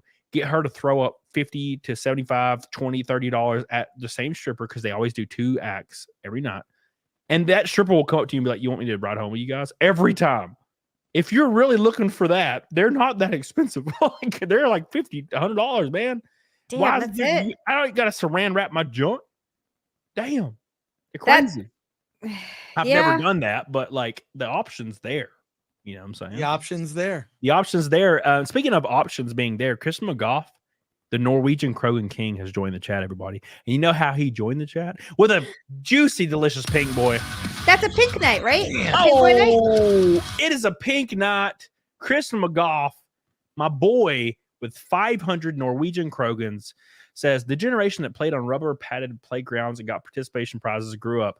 It's not a mystery why they half-ass characters. No, That's a good point. and it's also nepotism, and because you have people that are growing up. I feel like a long time ago, you had people with like really large aspirations. A good example is something Chris mentioned earlier with Sylvester Stallone writing the first Rocky movie and really holding out until a studio picked it up. And you had all these people driven for success, not really driven based on making their own mark and a franchise that already exists, or maybe their father or mother or grandfather is already in the industry and they just get a writing or a directing job immediately out of the gate. And you don't really get that anymore. So they don't really understand the human condition or strife. So they write characters how they've lived their life with zero conflict. That's why you get characters like Ray, which isn't bad at anything. You know, it's like, oh, well, I'm bored. So I just do anything I want because my parents just give me money. And that's kind of you never get characters that have any struggles because these people have never struggled. They, got out of film school that was paid for, and then they go get a job because their dad works at a studio or their mom works at a studio, and they just get a job immediately and start making their mark on franchises that were created by people that had to struggle to get to where they were, like people like George Lucas and people that like created this giant expanded universe like through sheer will and like imagination. And now people are just like, oh, I just want to be a writer because my mom, like, you know, she's in the business. I guess I'll go into writing. I guess. Yeah, it's people that get involved in the industry. Which has become very increasingly corporate. Yep. And so you got people entering that don't care. They just look on it as like, well, I'm climbing the ladder. I call them climbers. I can spot them from a mile away. It's just, but you look like George Lucas. Like, the reason I think what he did is so interesting and profound, like he almost died in high school. Like you know about that, right? Like, no. Okay, George Lucas got in this car accident and basically spent his last year of high school in the hospital healing. Wow. Because he was kind of a fuck up who didn't have like real direction in life. His dad was like, oh, you're kind of a loser. Like, you got to like decide what you're going to do in life. And it's like, I just want to race cars. He was literally like Harrison Ford's character in American Graffiti. That was George Lucas. He was just sort of a combination more of the character played by Ron Howard. So he's more like the dork, but he loved to race cars. Well, wrapped a car around a tree and almost died. Spent the last year of high school like in a hospital recovering, and it profoundly changed his life. After that, he got very serious about his goals, but before that he was kind of a fuck up. So there's just a lot of lessons from that, and it changed everything about him. If you know anything about, there's a really good book, or not book, well, there's a lot of good books about Lucas. The best one is The Secret History of Star Wars. That book is everything you need to know about Star Wars. The other thing is there's a really cool podcast called Blockbuster, and it's about the making of Jaws and Star Wars and how they kind of paralleled each other. And like George Lucas and Spielberg for fun were like, hey, I'll give you 1 point in my movie if you give me 1 point in your movie. And they just like exchanged, like even Spielberg owns a point of Star Wars. Yeah. So, and he owns a point of Jaws. It's like, that's how it was. They were just like kids that are like, we don't know what we're doing. I don't know. This is kind of fun. Making movies is cool. Like, and now it's just climbers and a-holes. It's like the passion has been taken out of it. There's no passion left by anyone. There's no art left. There's no drive. Yeah, you're absolutely right. It's so funny. I didn't think about it like that, but it is. And they're also, another thing that they seem to be doing a lot, and Cody, you've brought this up, you talked about it, is they hire these people based on the color of their skin or their sexuality or their gender. And you look at the credits that they had before getting this big role, and it was like nothing. So they're not hiring people based on talent to begin with. They're just like, well, we have a quota to fill. We have some boxes to check. So great. Here it is. Which colors should if I could change to the. Yeah. Give me those colors. Thank you very much. What are the colors that I should Can use? I have those ones? Yeah. No, but there is definitely identity ties into it. Like there's a push for that, which, look, I think it's fine. I prefer the type of diversity. I think that's the best. It's just diversity of thought, but that doesn't seem to exist. No. But what can you say? Hey, I'm going to run. I need a refill. Sure. Go ahead. I will read some of these goopy ass super chats. Go ahead. I was trying to be Quint from Jaws when he just crumbles forget it. They're drinking beer on the boat. Remember that? Okay. Yeah, vaguely. All right. I'll be right back. With a refill. Okay. I haven't seen Jaws in a few years. 200 Watt Studio says, watched Empire Strikes Back again today. Han Solo was a great character. Went to find Luke without thinking twice. Got Leia off Hoth and told Chewie to take care of Leia when he was going to Carbon Freeze. And then Force Awakens made him a deadbeat dad, abandoned his wife. Isn't that's every single older character in every single movie? They're deadbeat, tired, annoying, and then you have to get this younger, spry, better version to basically pull them around and teach them what it's, there's good in the world still. It's so overdone. I mean, they did the exact same thing in the new fucking Indiana Jones movies. God, I hated that movie with Horseface Girl. Oh Lord, I don't even remember her damn name, but I'm a little tipsy, so I don't remember her name. But are you drinking again, Cody? Yes. So, well, I don't have much left. Okay, look, all right. Just little, man. Just little. I'm definitely getting pictures of a fire tonight. Yeah, that's happening. Thank you, 200-watt studio. No, for two $5 super chats back to back. No, speaking of that, Phoebe Waller-Bridge. Thank you, Damage. Yes. So that's right. I realized, on my way home from the gym that I was planning every year during New Year's Eve. I go out and I'll go to like a club. I don't like going to clubs, but I'll go to one because the ball drop thing, and I'll have a bunch of girls with me, and it's kind of fun. We'll drink. Everybody's making out with everybody, and then the ball drops. Everybody gets a New Year's kiss, go home, go sleep. It's kind of like whatever. And I've done it for like 7 years straight. And I was like, yeah, all these people I've said yes to. Like this girl messaged me. If I can ask girls, like, we got to go out. And I was like, all right, cool. So we're doing all these things. And I realized that that's tomorrow. And I was like, oh no, that's tomorrow. I don't want to do that tomorrow. That's in one day. I gotta go get drunk and like party. Oh fuck, that sucks. That's literally tomorrow. That's gonna be me tomorrow. I'm gonna go with Ask Girl, PDH to a club, and then another girl's gonna go, and then hopefully a few of my friends. We'll see what happens. But it's gonna be fun. But God, I do it every year. I don't like going to clubbing, man. I don't like that. But yeah, I have the body to go clubbing. Okay, people are like, yeah, I don't club in my 30s. I'm like, okay, so I'm not like a fat guy. Okay, I can go clubbing in my 30s. Okay. Yeah, but then you have to listen to bad. This is my problem with clubs: is bad music. It's fucking terrible music. Dude. I can't take it. You walk in and you're like, what fucking hell of a remix is this? They in the clubs I go to, they play like 2000s hip hop and like Backstreet Boys and NSYNC. I'm not even joking. I can't with Backstreet Boys. Oh, okay, fuck off. No. You love look, no, I don't. Cody. All right. Oh God. See, everything you say, everything that comes out of your mouth confirms how absolutely homosexual you are. You know what? You are just a sloppy ass slug trail leaving. Slosher has a super chat. J.R.R. Tolkien fought at the Somme. Orwell got shot in the throat in the Spanish Civil War.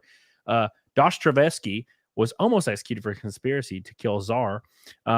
Kids who grew up getting participation trophies can't write shit. Thank you, Slosher. I appreciate it. 100%. Goddamn straight. And also Tolkien, fuck yeah. Yeah, Tolkien's the GOAT. Thank you, Slosher. I appreciate you. You're the GOAT. Thank you. Freaking Gene Roddenberry, who created Star Trek, survived a plane crash. Like Jesus. It's amazing when you see like what people who became writers, usually they became writers later in life, but they did stuff. They actually accomplished things and then became writers. They didn't become a writer like in their 20s, right? Like they had lived some life. They had survived things like Cody, I watched this one video that you did, which I thought was so incredible. It's got over 1 million views. It's one where you talk about your life, kind of your journey, and you're so vulnerable. It's the one where he cried. God. It's the one where he cried. Who knew? I just put it on repeat. I kept watching it. But see, that is character building. That's a thing is you faced adversity, you emerged from it. And that is to me to be admired, but also like it dials everything down. That's like, my philosophy is if this like some random thing, you see people get upset over like dumb little things in their lives. And my thought is always, if that's the worst thing that happened to me today, it's a great day. Yeah. Right. That's nothing. That's nothing. So you got to have, it's all about perspective. So that video, that's, when I started watching your live stream, some of your videos popped up. And so I was catching up with the life of Cody. Yeah. No, but it was like to do that is like, see, I probably don't get too personal. Like if it ties into a topic, I try to keep my personal life and the stuff I talk about movies and nerd shit. Right. But look, I have kids, I got, divorced, but I've raised two.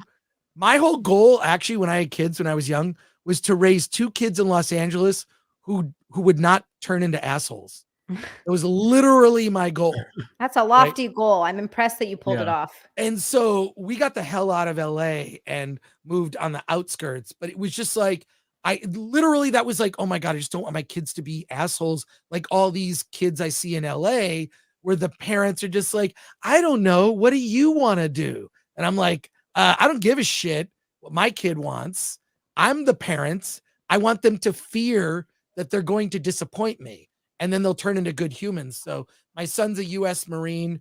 He travels all over the world. He's and I got 2 kids that aren't jerks. So, but I don't get too personal that often. If it relates to a movie we're talking about, you know, I'll do it. But the fact you did that, I thought was very brave. And I think also people can learn from that. So that's to be admired. And I hope that about 7 more $100 super chats came in just from me praising you. Yeah. Why hasn't that happened yet? A lot of chat. So that's that you got it, chat. There needs to be 7 red boys in a row. Chris demands 7 red boys. Let's go. So a lot of people don't know the backstory behind that. So I was I was actually streaming one day. Toby probably remembers, and Sonia, because they were back. They're OGs as hell. But I was streaming, and I was like, I want to talk about something, and that's how the video starts. I'm like, I want to talk about something, and I was streaming. I was like 2 hours into a stream when this happened, and I was like talking about how like not having friends and stuff. And then it's very organic. I know it's super gay, but it was very organic because the whole point of the video is I didn't have friends. I was like, man, I want to talk about the fact that when you get into your 30s, like all your friends that you grew up with just disappear, right? And you don't really realize it until it's happened. And I was talking about that, and then I randomly got on the subject matter that the week before I went to a meetup with my mods, and we had a great time, and it was a lot of fun. And then like during this stream, I had like the realization that I actually had friends, and it like weirdly got me emotional because I'm gay, and I like, you know, lose my shit a little bit. And then somebody clipped it and sent it to me. And I debated for a month on putting it on my channel. And I was like, and it worked out really well because I was going on vacation to North Carolina and I had no videos filmed. And I was like, fuck. And I was like, I'm just going to upload this and put a title. I'm 31, have no friends, and schedule it for like 12 and go on vacation. And I flew to North Carolina. And the next day it got 1 million views in like 2 days. And I was like, oh my God. But it was the craziest shit that's ever happened. It shows how much that video resonated with people, that you're not the only person that has struggled with that. I mean, I feel very lucky. I'm Gen X, right? Like, so I grew up like in the 70s and 80s. So I'm still friends with my high school girlfriend, who sends me a Christmas card every year. She has 4 kids. She's like, so I'm friends with actually most of my exes, just because obviously they're great people. I was with them for a reason, with few exceptions. Of the couple girls maybe one girl I don't talk to at all. But other than that, like I feel lucky the era I grew up in, like have friendships that go back 30 years, right? Where we talk once a month or whatever. When they're in town, we get together. But this generation, it's really, really difficult now with the introduction of technology, which has made just communication that's challenges right there. And then there's just so much struggle, and the financial realities of like how much the world has changed. So your video, I'm not surprised. I mean, I'm surprised it should be 10 million. But like that, like is so like, that is a main topic. When you look at like rates of depression, they all skyrocketed, especially among young girls, right when the iPhone became cheap, which was around 2012. You see, like, because that's when it's literally you can track it. There's a documentary on Netflix called The Social Dilemma, and it's all about social media and how it is just used to control people effectively. But like when the iPhone became cheap, because you remember, like the phones are like, we're just going to give you a phone. Don't worry about it. It's a penny. Or you buy one phone, get it free. All this technology is like, it's like the first one's free. It's this. And then it's like now iPhones are $1,000. It's like a drug. They get you hooked by giving you a fucking, they're like, here, we'll give you a taste. We'll give you a sample. And then before you know it, you're fucking shooting up in the street and you've lost everything. That's what it's like. Yeah. That's wild. 100%. So when they became cheap, parents got their kids iPhones, not knowing that social media, and I know, look, it's worse than smoking. It's the worst for your mental health. I think it's really awful. Especially at certain ages. You know, we're a little old. I mean, I'm the oldest one on this stream, but I'm just saying, hey, Wicked Virtue. Hi. Wicked Virtue. you know, like it's because I wasn't in that, I kind of see it for what it is. And it's like, to me, social media is a tool to promote my shit. Yep. But Same. if I took it seriously, like I just really feel sad for kids. I don't think any kid under the age of 18 should be using social 100%. media.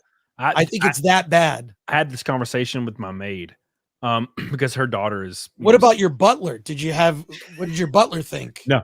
Wait, he said that with my No. maid, with one of my servant folks. No. Okay, so no, but no, she's like an old friend, but yeah, she's Right. you know, she cleans my house and stuff, and because she's like, oh fuck it, I'll do it and give you money. She's cool, but no, her daughter's like 7, and Oh wow. she was like, yeah, I'm never gonna let her use social media until she's out of the house, and I'm like, that's a good idea. Now, the issue is like she will resent you.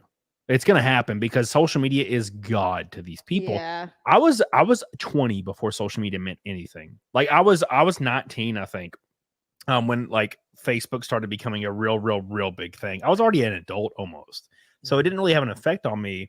Right. But dude, there's kids scrolling reels every day, and every boy that's 13 years old sees his favorite influencer that's jacked on steroids, and they keep scrolling, and then the feed just gives them more jacked steroid guys all day, every day, jacked steroids. So they're wanting to hop on gear, and they're wanting to hop on all these cycles. And you have women every day with perfect bodies scrolling. Then you have like relationships, people with perfect relationships every day, and you're fed this ideal like life in every aspect of every interest you're interested in, and it's brutal for people that are normal, and that's everybody, right? Everyone's normal. Like you're a little overweight. You're not, you can't play. You just started playing guitar. You're not really that good at guitar. Everybody's better than you when you're seeing on your reels. It's just brutal. And they're always looking at these things, and they're showing the best aspects of life from everybody, not knowing that these people are miserable. For example, you'll see people in your own life. So I don't post on Facebook. I don't really use Facebook, but I use Facebook to talk to like NASCAR groups because they're all older guys. They all use Facebook, you know. Or I talk to my dad because my dad will use Facebook Messenger to send me like for sell ads for stuff or parts for cars. And you'll see, I'll scroll through it for a second, and you'll see people that you know that are like married, and they're like posting all these like photo shoots they did together and their kids, and they're so happy. Well, I love my husband. I love my wife. I love my kids. I have such a perfect life. But you know those people in real life, and you hear what they tell you behind the scenes, like in the locker room at the gym, and they're on the cusp of divorce. They haven't had sex in 2 years. Their wife, they hate their wife, but they're posting these pictures with them every day. And you're only shown the perfect form of their lives on Facebook. And that's what everybody sees. So everybody's aspiring to this perfect form of life they see on social media, not realizing that people are normal and people are miserable, you know, generally speaking.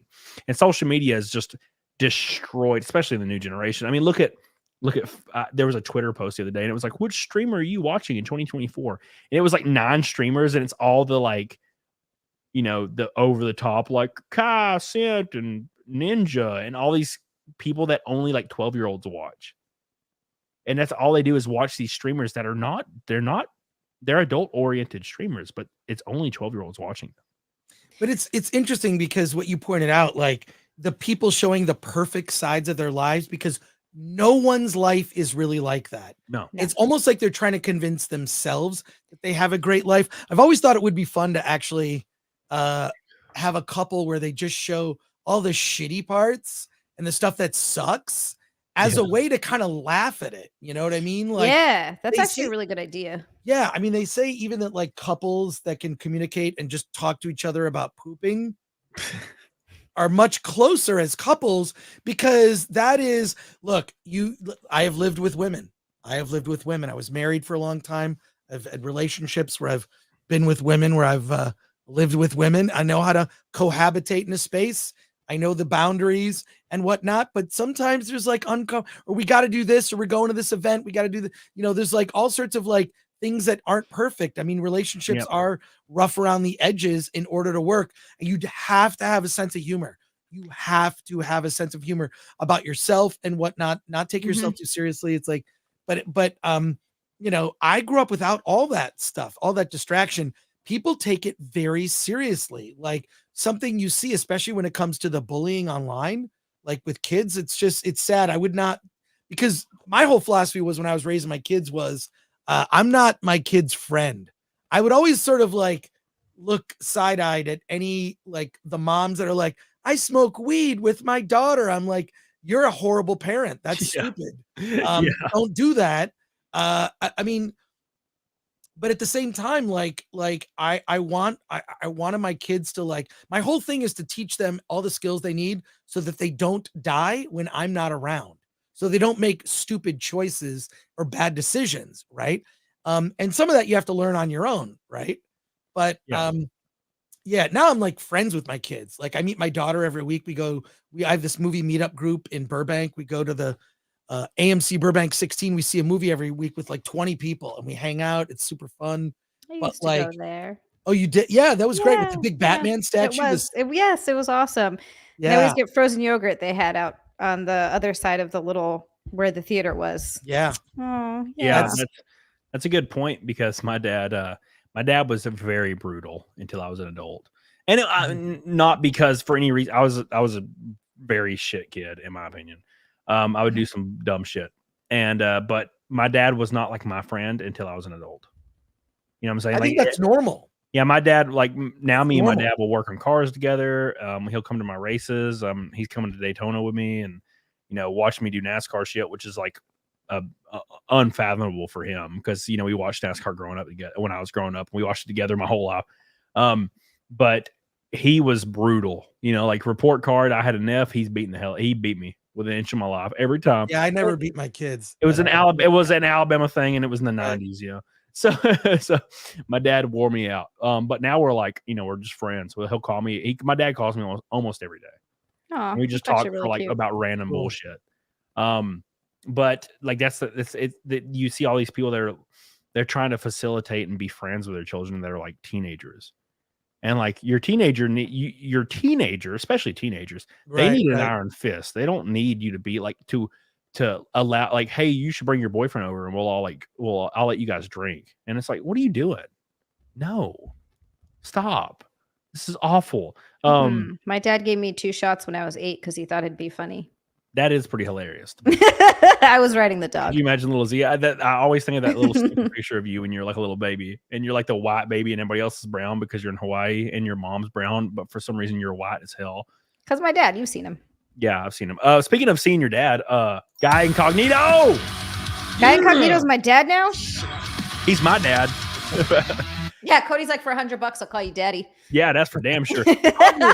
$100 Canadian, which is about 72 cents American. Thank you so much, Guy Incognito. I appreciate you so much.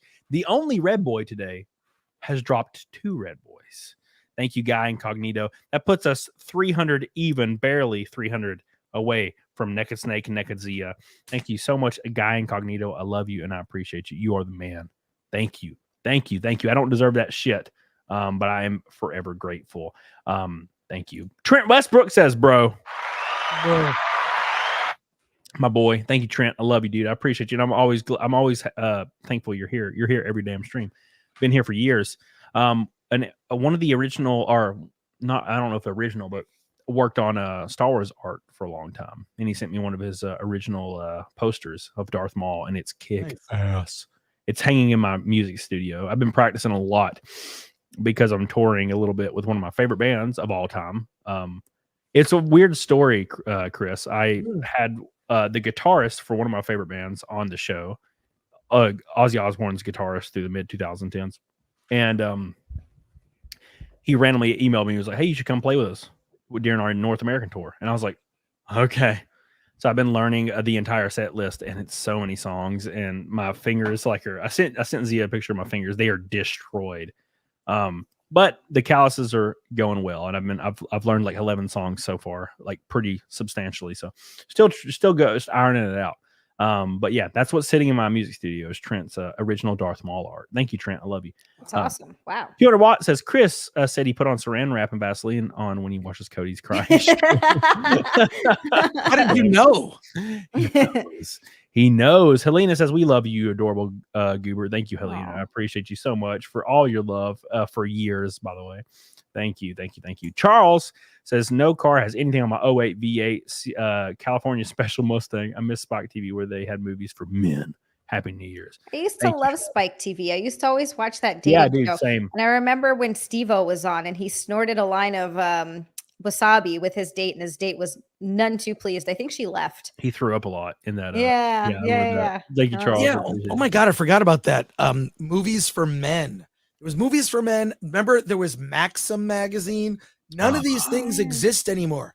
Dude, How Maxim's did all of that? How did like masculinity just completely just bottom out and go away? It's not as if those magazines wouldn't be successful today. I remember watching Jimmy Kimmel when he was on the Man Show. Yeah, Which was when he was funny. Yeah. Him and Corolla, yeah. It's no longer funny anymore, but that late night show he does is terrible. It's just it's cringe inducing. But the Man Show was great. Girls jumping on trampolines. Remember that? Yeah. That's when masculinity was a normal thing and femininity was a normal thing, and it was Right. it was respectable to be a nurturing mother and a nurturing woman and a hot woman for that matter, and it was also respectable to be a strong man that led your family or defended people in their honor and also loved titties and beer. Nothing wrong with it. But now it's extremely frowned upon to be an attractive woman that's comfortable in your body. Especially there's been this really strange thing, kind of segue, this really strange thing the last week on Twitter where all these like conservative women commentators and men are like up in arms about like conservative women being in like a bikini or like something that might be suggestive. And I'm like, they're going too far the other way. Are we going like they're going Muslim route? It's like we're going so far that we're like hitting Islam. And I'm like, it's fucking dude, weird, man. I can be a conservative, which I'm not. I'm more like in the middle, like I'm more libertarian, probably. Exactly. I tend to lean more libertarian. Yeah, as well, libertarian. Like libertarians, where I would probably have to identify myself, if anything. But like, we can't even like admire like a hot chick anymore, like in a bikini. Like, where are we going? Like, by the what way, direction? Weird. I bought 2 of those calendars. Good. And because it's the company that does the beer, and I was like, oh, maybe I'll buy some of this beer as a joke. And then the beer is so expensive, and then shipping is like $20 for a 6-pack. I'm like, forget it. And then I was on their email list. They're like, hey, we're doing this calendar. And I'm like, oh, that looks cool, because just like having like back in the day, I used to ride a Triumph Daytona. So I had a 1972 Daytona Triumph 500. Nice. Love that motorcycle. Saved me a ton of money. I drove all over LA on that motorcycle for years. Insurance was super cheap. I never paid for parking. Gas on a weekly basis was like $5. I mean, a little tank. I stripped it to the frame, put it back together. Then I used to have a 1965 Ford Fairlane. That one also was one. So I would work on cars and motorcycles. That was just my weekend thing to do in the 90s, right? Yeah. And every auto shop you go to, you know about this. They all have calendars, and it's all auto part companies selling calendars with hot women. Yeah. They're dressed, they're very seductive. They're not naked or anything, but they're seductive and sexy looking. And you see them in every auto shop. That's just a normal thing. So when they put out this calendar, I'm like, oh, that's a cool concept. Like, I'll get a couple of these calendars. I'll give them out as gifts. I still have not received my calendars. But I don't see what the big deal is. Like, what is the big deal? Like, I don't know. I think men and women objectify each other. That's just normal. Yeah. And there's a huge difference between objectifying and depersonalization, which that's an important distinction, because objectifying it's not that I think that they're an object. It's that you just think that they're attractive and you can look at them and notice that, but it doesn't take away from me thinking they're a fucking human being. And if it does, the problem is with you. I don't look at a hot guy or a hot girl and go like, wow, that person's just an object for me to fucking get on or get off on or get off to. That's a human being, but they also happen to be attractive as fuck. You know what I mean? Like, I don't understand this whole thing that it has to be one way or the other. And now it's getting to a weird point where the women that do that kind of stuff are being shit on left, right, and center. Yeah, I don't. I just love ass cheeks. I'm so simple. Like, just look at a butt. It's fine. There's nothing wrong with being attractive. You guys freak the fuck out. And it's so weird because conservatives, at least commentators on social media, they'll start getting ground. Like they'll start making up ground and start getting, more support because stuff's getting so out of whack. And then they immediately, when they finally get a little bit of support, they're like, "Oh, I don't like the fact that you're in an apron. Aren't you supposed to be a Christian?" And I'm like, "Oh, fuck, here we go." See? Like, can't Yeah, you just make the damn win and like let's like God, it's so annoying. I just don't like anyone telling me how I should live my life.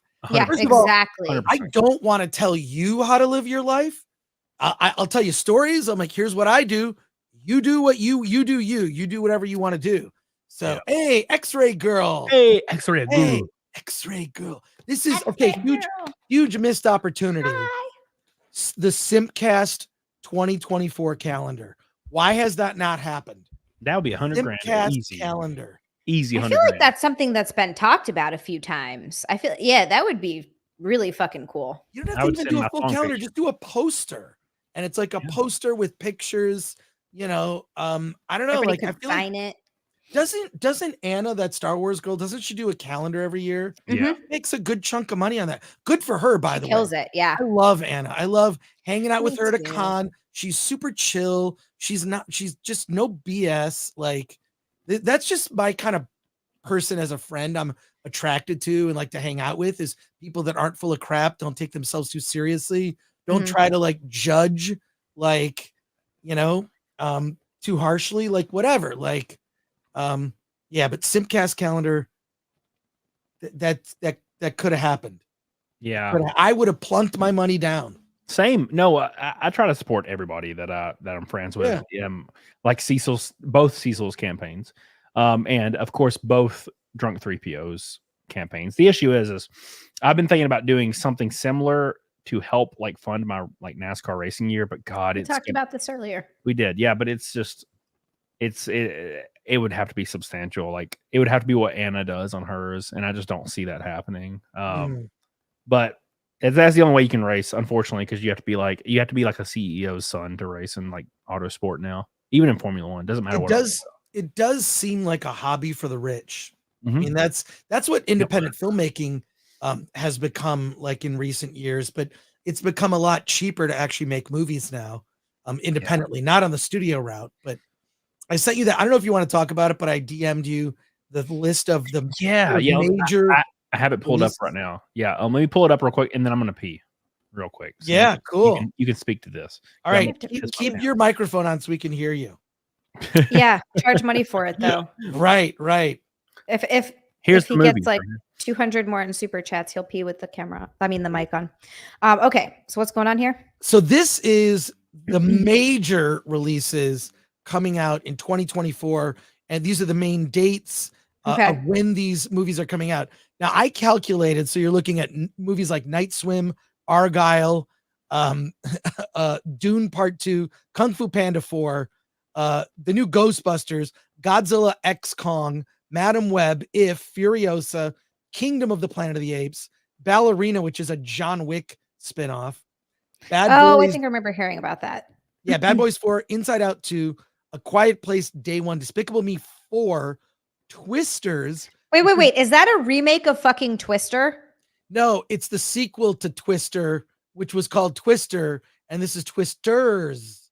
Like aliens. So it's a sequel to Twister. I guess a follow-up in the franchise, although Bill Paxton passed away, so I don't know how they're going to do it. Deadpool 3, which I'm actually looking forward to. Borderlands, based on the video game. Yep. Alien Romulus, whatever that means. Kraven the Hunter, which is a Spider-Man property. Yep. Beetlejuice 2, directed by Tim Burton with the original cast back. Yep. So that's interesting. Transformers 1, Joker. It's actually Joker 2, Full Adieu. I can't. Venom. It's going to be a musical. I'm not fucking watching it. But I think it could be really good because I like Todd Phillips. I can't do musicals. I can't do it. They make me so angry. Well, only because people don't break out in song in real life. Yes, it drives me nuts. And it's so fucking annoying because as soon as they break out into a song and dance number, I want to fucking shoot myself. I'm like, this is not what I want to watch a movie for. If I wanted to do this, I'd go to Broadway. But no, they have to put it in a stupid fucking movie, and it's so long and it's arduous and it takes so it takes everything I have in me. Now, I've left theaters because movies start singing. Well, listen, hold on. Cody, Yes. don't. And No, is this no. really going to happen as I sit back down? Are we talking You about music? said Coco was a cute movie. Coco is a cute movie. Aha! There's one song in it, and I would have fast forwarded through it. By the way, everyone, No, yes, you I wouldn't. finished Coco. No, you Yes, I would. wouldn't. There No, was you one wouldn't. song, but if I had the remote, I would have fast forwarded it through it. You're such a liar. And I finished the rest of the movie on my own, and it's cute, but I would never watch it again. Oh my God. I'm are you sorry. just trying to piss me off right I now? know I'm being serious. It's an okay Oh, movie. It's okay. fine. All right, whatever. Now, the long and the short of it is all of these movies are sequels or follow-up films to franchises like Twisters and Beetlejuice. Those are both from the Gladiator 80s. 2? Those are from the 80s. Yeah, and Gladiator 2, which was from the 90s. Wait a second. So Gladiator was so good. Yeah, the first hold on. So for one, how do you make Nothing a but sequel to chocolate. Twister? And also two, like the entire reason I love Twister is because Bill Paxton and Helen Hunt. So And what are they he's- going to do? Bill Paxton died. Yeah, he died. So Yeah, he died like, a what do long you time do? ago. Yeah. But like I when know. you look at this list, okay, all of these movies are sort of continuation of franchises, or they're sequels, or the third or fourth movie or whatever. There are only 3 original movies on this entire schedule, which is Night Swim, Gladiator. which is a Blumhouse movie. I like Blumhouse. I like Blumhouse's horror films. Megan, I thought was really Yeah. good. Like I like Blumhouse. Argyle with Henry Cavill, even though he's a fictional character in the story. So Yeah. So you have Argyle. Night What Swim. is and Night Swim? Night Swim is just a horror movie from Blumhouse. And then If, which is the Ryan Reynolds movie, it stands for Imaginary Friend. Oh, my Oh, God. that's right. I remember seeing something And then about that's that. it, right? So if you look at Everything else on everything else is a entire sequel, schedule. yeah. A Holy shit. sequel or a franchise thing, or like, well, Borderlands is a video game based on the video game. Wait, hold on. Is that? Does that say the Lord of the Rings, the War of Rohirrim? Yeah. It's What an is that? animated. It's an animated. Oh, okay. I was okay, like, wait, okay. what the fuck? Cartoon. It's like, hold on. What are they doing? I might Quiet watch Place that. Day I'll One watch though. that. I love both Quiet Places. Quiet Places were really good. They're fun. Um, John Krasinski's the man. Love that. Yeah, yeah. yeah. And I'm gonna check out Craven, but I don't have high hopes for it. Yeah. I mean, I'll see all these movies just to cover them on my channel because that's what kind of our purpose is. Yeah. But it's sort of sad that what is original on here. I mean, Dune is also like, I mean, technically Dune Part 2 is what Denis Villeneuve, the director, has said is that like it was meant to be one movie. So when you watch Dune Part 1, Dune Part 2, you watch them together, it'll be like 5.5 hours, I guess, or something. But everything else is just Kingdom of the Planet of the Apes, Furiosa. Although I do like Anya Taylor-Joy. I really like her a lot. She's she is sexy in a unique way. She was so good in The Northman. She was good in The Northman. Did you see that? Oh God, what the fuck was the movie called? The one Menu. The Menu. Yeah, Oh, that I was loved good. That She's was so great in good. that. The only Mhm. thing I didn't like about that movie was that look, this is probably a bad take, but I cannot stand the guy actor that was opposite of her. He's in Mad Max Fury Oh, Road. Nicholas Holt. Nicholas, he's gonna be Lex Luthor. I like him. I want to punch him in the face in real life. And it's not because he's like it's just like there's something about him. Like It's just his he face. triggers some weird biological thing in my mind to like get away, beat the hell out of him. And I don't understand why. Is It's it so Nerd weird. Sweat? Maybe, but like every time I see him in a movie, I'm just like, oh fuck, I hate that guy. And when he was in The Menu, he even played it up so hard because his character was such dick ass, and I wanted to kill him the whole time. Right. He was like, oh, but yeah, I knew everybody was gonna die the whole time. I'm like, fuck off. I hate you. Yeah, but Anya Taylor-Joy, I really like her. I She's just beautiful. I would die. like Furiosa.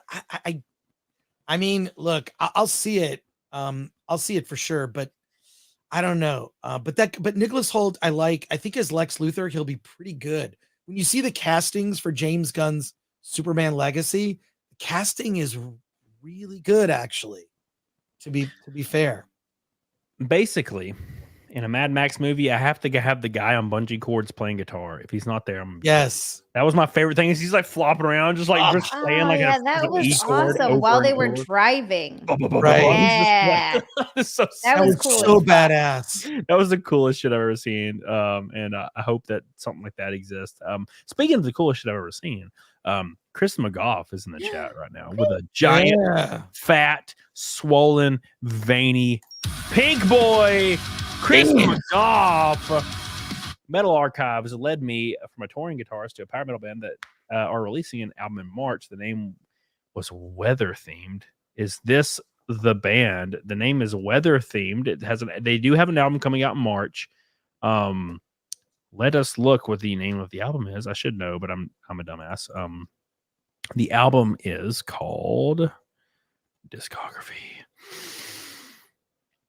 Well, the album's called Stand United.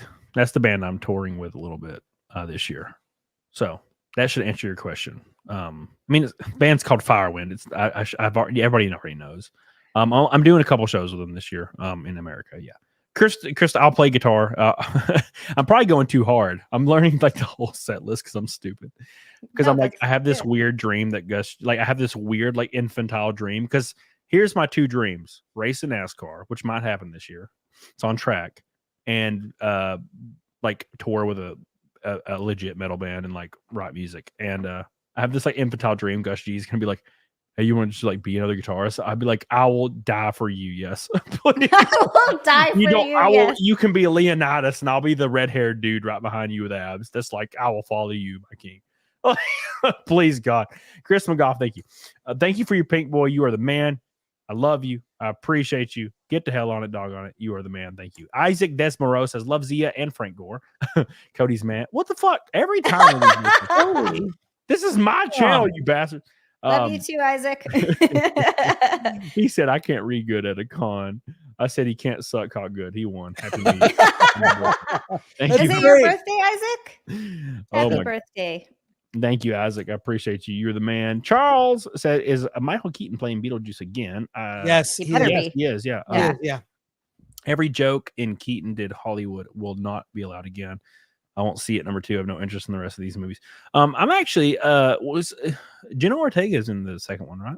Yes, I think so. Yeah, and they also have what's her face back too, which is awesome. Yeah, Winona Ryder. Yes, yeah. It's gonna be. I'm kind of excited for it. They'll probably fuck it up, but whatever.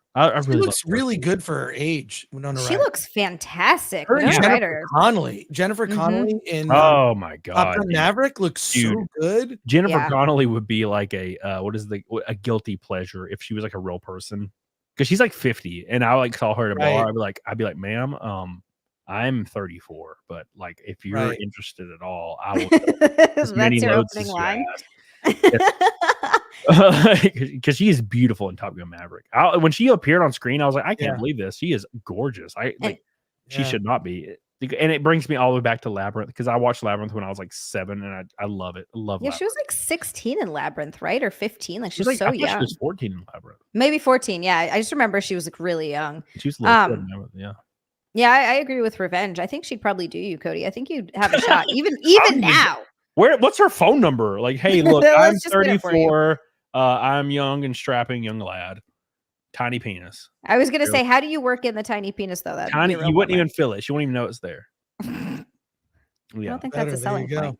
There you go. It's easy. It's very, very easy. You wouldn't even know it's there. But yeah, all those movies are sequels, and it seems like that's all Hollywood can do. It's like they have to have this. They're so afraid of it not being a sequel, but I don't even think that means anything unless it's Avatar, obviously. Right. Yeah, it's just bizarre where the industry is at. But I do think because of AI, I think indie filmmakers will be able to use AI to do projects. So I think there's some hope on the horizon for individual creators. So yeah. I think it's going to get to a point where people, sorry, Cody, it's just going to get to a point where I think people are going to start to prefer that, because the garbage that Hollywood's been churning out for the past, it feels like longer, but maybe 5 years, at least, people are getting sick of it, and they're going to want to support people that are making movies for them again. Mm-hmm. And that's kind of what's happening. You'll see when a movie comes out, like Godzilla -1, what's the percentage that it already beat its budget? I mean, a couple 100% easily. And it's because the movie was made for not only Godzilla fans, but it's a well-made movie in general that anybody can watch. I mean, I'm not a Godzilla fan. I've seen a few Godzilla movies here and there, but I'm not like a kaiju or a Godzilla guy.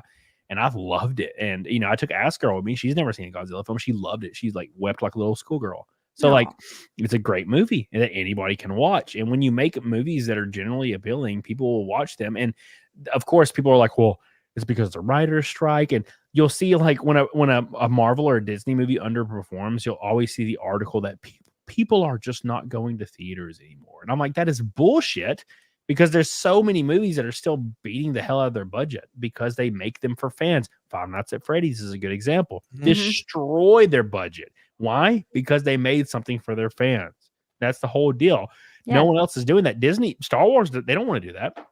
It's like they do the complete opposite. They want to make stuff that and intentionally pisses off their fans. It's like Russell T Davies in Doctor Who. He pretty much has said on Twitter and in comment sections that he's trying to provoke people. He's intentionally just like making things to piss people off. You know what I'm saying? Like, so like when you have that attitude, like, of course people aren't going to watch. Right. You know? It's gross. Yeah, it's disheartening. But look, I'm a huge Godzilla fan, and I love that movie. It's not a monster movie. It's a melodrama. Yeah. It's a melodrama about a broken family that finds a way to come together. It's a beautiful story. I've spoken to so many friends that are like, well, I had to like beg my girlfriend or my wife to go to see Godzilla, and then they loved it because it's not a monster movie. It's deeper layers than that. So that's why it's good. Yeah, that's the thing people are responding to. That you mentioned The Boy and the Heron, which I also thought was fantastic. Yep. I saw that twice. Yep. So yeah, I don't know. Like, I just think that traditional mainstream Hollywood, it's like they can't make. Last year, my favorite movie, you will like this because it's shirtless men. The movie RR. Yeah, the movie RRR. Did you see RRR? Oh, God, it's so Rama. Yeah, Rama. Like there at the end, he's like he's got like broken legs and he's on his shoulders, and then all of a sudden his legs are healed, and he's like has a motorcycle and he throws it at the guy. God, it's such a great Cody film. knows this movie. Great film. I saw that movie 7 times in a theater last year. Damn. Loved it. I can't convince. The thing is, I kept telling people like, please just go see this movie. I couldn't get to this day. Gary from Nerdrotic has not seen RRR. He would love it. But I messaged like a ton of people, please go see it. It's like it's first of all, it's manly. Yes. It's got traditional male-female romance. There's musical aspect. There is one dance number. I'm sorry, Zia. Fast forward. So great. It's Only so one great. dance number, but the dance number is part of the story. Yeah. You know, they're trying to one up each other. And it's here's the thing about that movie. If I don't know, Cody, if you thought about this, but I'll throw this out there. So this movie is about, because I've seen it with a bunch of different audiences.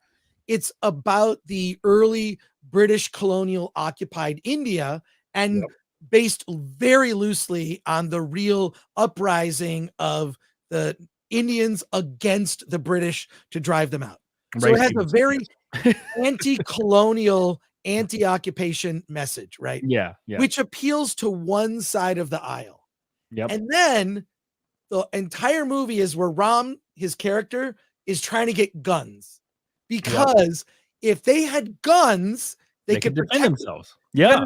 It's the most pro 2A movie I like that. I have seen, like, maybe ever, because it lays out this argument for like, if we had guns, we wouldn't be occupied. So you have one side of the political aisle like, oh, that anti-colonial stuff is great. And then it's like the other side is like, so the movie is sort of like, you know, two sides of the equation, but one doesn't notice the other, right? Yeah. Like, and the pro-gun stuff is right there. When you see Ram's character as a kid and his dad is teaching him about having a gun and how important it is.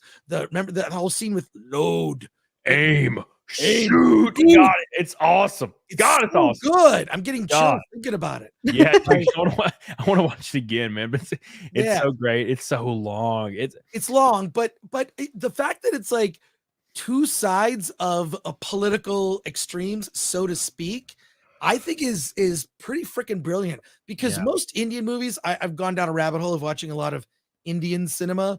They're based, like, everything outside of the US. If you watch Korean films, if you watch like Indian cinema, they're all based. They don't like any of the stuff that Hollywood's making now. Oh yeah, they don't like it. I watched an Indian film called Toombad. Uh-huh. kind of recently. It's a What is horror this movie. stuff you're watching? Oh, horror. Okay. Fantastic. And it was this basically, it's the same thing. It takes place in India. And then this guy had to go to this old place where he grew up. It's this tomb and it's like deserted, but he grew up there. And there was like this like demigod that lived in there, and you had to feed him, and then he would drop gold, and he would take his gold, and he got rich, and he would just like bang hookers and beat the hell out of his wife. It was it was crazy as fuck. And then he had to Sounds teach like his something I'd kids like to how to watch. steal the gold from the tomb like god. It's like a Bollywood film, and it's great. It's like a horror film, and it's like legit like spooky. I really enjoyed that. What would he feed them or feed him? He would feed them like dough. He would like get balls of dough, and he would make them look like little dolls, and he would throw them, and then he would he had a little satchel on, the god, and he would hit the satchel, and all the gold would fall out, and he would grab it and then climb up the rope before he killed him. Oh, But if he touches you, you become immortal, and you like are like rotting away and decaying for like eternity, and it's like suffering. So his grandma was like suffering the entire beginning of the movie. And see, this is the stuff. It's so original and it's so unique and great. it's such a cool story. And I feel like we never get anything like that anymore. no, everything in America sucks unless the preacher. The problem is there are so many books. And look, I was actually talking about this earlier tonight and with a friend. He like brought up a great point that he hates watching movies turned books, or I'm sorry, books turned movies, because it's never the way you imagine it. But you know, there are good exceptions, like Lord of the Rings. Yeah. Everyone loves Lord of the Rings. Obviously, the extended, know, theatrical, of course, Fight leaves Club. a bunch of stuff out. Yeah. Fight Club, yeah, Fight Club. That's a good. Yeah, Chuck point, too. Palahniuk said even like the ending was better in the movie than in the book. And there's even a comic book sequel to Fight Club. That's and another one is although what's his face hated it, Stanley Kubrick's The Shining. Loved it. Fantastic fucking movie, and everyone loved it. People loved it better than the book, even though it is different from the book, and Stephen King hated it, but he is wrong. That's because he remade it and it was shit. No, I didn't like the made for TV version. American Psycho is a good example of a movie that American Psycho, so it I does remember exist. from the book, And there are so many books that I've read that would make amazing movies or amazing TV series, but they don't want to take a chance on it. I think they're so, and those could be original ideas and things that could be adapted really well, I think, to screen if it's done properly. But they just keep pumping out remakes and garbage instead of taking a chance and actually making something that could be different and unique. It's getting horrible. Well, if you want to make a movie, you can just call yourself a producer. You get the rights to that book, and you have to be good at one thing, which is raising money, and then you're a film producer. And then you can hire people who actually know what the fuck they're doing to create the movie. Yeah, that'd be nice. I don't think that's a skill right there, is hiring the right people for the job in terms of a director, cast. I produced a comedy years ago that I'm re-releasing on Blu-ray next year called My Big Fat Independent Movie. And that's part of I was just like, I want a spoof parody film of indie films. So you just have to be good at the raising money and hiring people. The movie turned out just okay. It's not the greatest thing ever, but but yeah, no, that's it. Like, there's no, like, you have to have a degree in a job. No, there's no qualification. If you're the guy that records the sound or you're the cinematographer, you need to know what you're doing. Director and producer, there's no qualification. Same thing with writer. I mean, if you want to write a film, just get the format right and write a script. It takes years. It takes years to get good at it, but there are a lot of resources for indie filmmakers. Sorry to I feel like I'm diverting the conversation. We should get back to talking about boobs and gay stuff. I do like boobs and gay. Cody and I talk about that all the time. It's nice to take a little break. Gay stuff is fun to talk about. Mario Trujillo says, I used to get dunked on my geeks for liking anime. Now I'm still enjoying anime and the geeks. Well, they're having a rough time. Happy New Year. Thank you so much. I've never been an anime guy still. And I don't really know why. I've gone back to anime several times, and I'll watch one-off animes every once in a while. But I don't understand really from a consumer perspective how people can watch only anime and like ass tons of anime. like only like have like a subscription to like what was it, Crunchyroll or whatever. Crunchyroll. Yeah, that's it. Yeah, and they'll just watch it. That's all they do is watch anime. And I'm like, every time I watch an anime, it's always from a different writer, different artist, different direction, and it's like got the exact same tropes in it every time. And I'm like, I don't know. I can't really get into it, but there are some animes I've watched that are fantastic, but they're far and few in between. And they had to be recommended to me like 20 times before I'll realize it and just go back and look at it.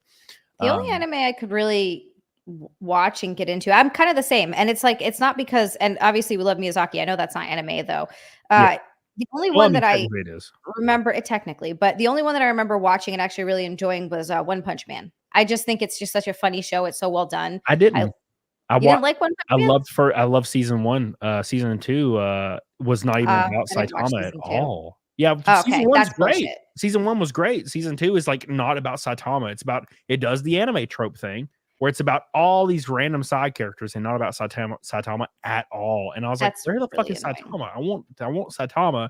And all you're showing me is these random goofy side characters I could give two shits about. It's why I stopped watching My Hero Academia, because it's about, you know, the Deku. The whole show's about Deku the first like season or two, and then it becomes about only the side characters. I'm like, where the fuck is Deku? Where's the character that they make you fall in love with for an entire season? Yeah, there's only 2 characters I give a shit about. Please bring them back. And it's like they'll have 4 episodes in a row about this like random like dude that has like can grow a shell around him. I'm like, dude, fuck, like bring Deku back. Like, that's the anime trope that I don't really care for. Is they focus so much on side characters for like episodes and seasons, and I'm like, dude, like I don't want this. And that's why I kind of I would watch Dragon Ball back in the day, because it always focused on Goku, always for like every saga was Goku, and I'm like, well, I can watch this. Trigun was the same thing.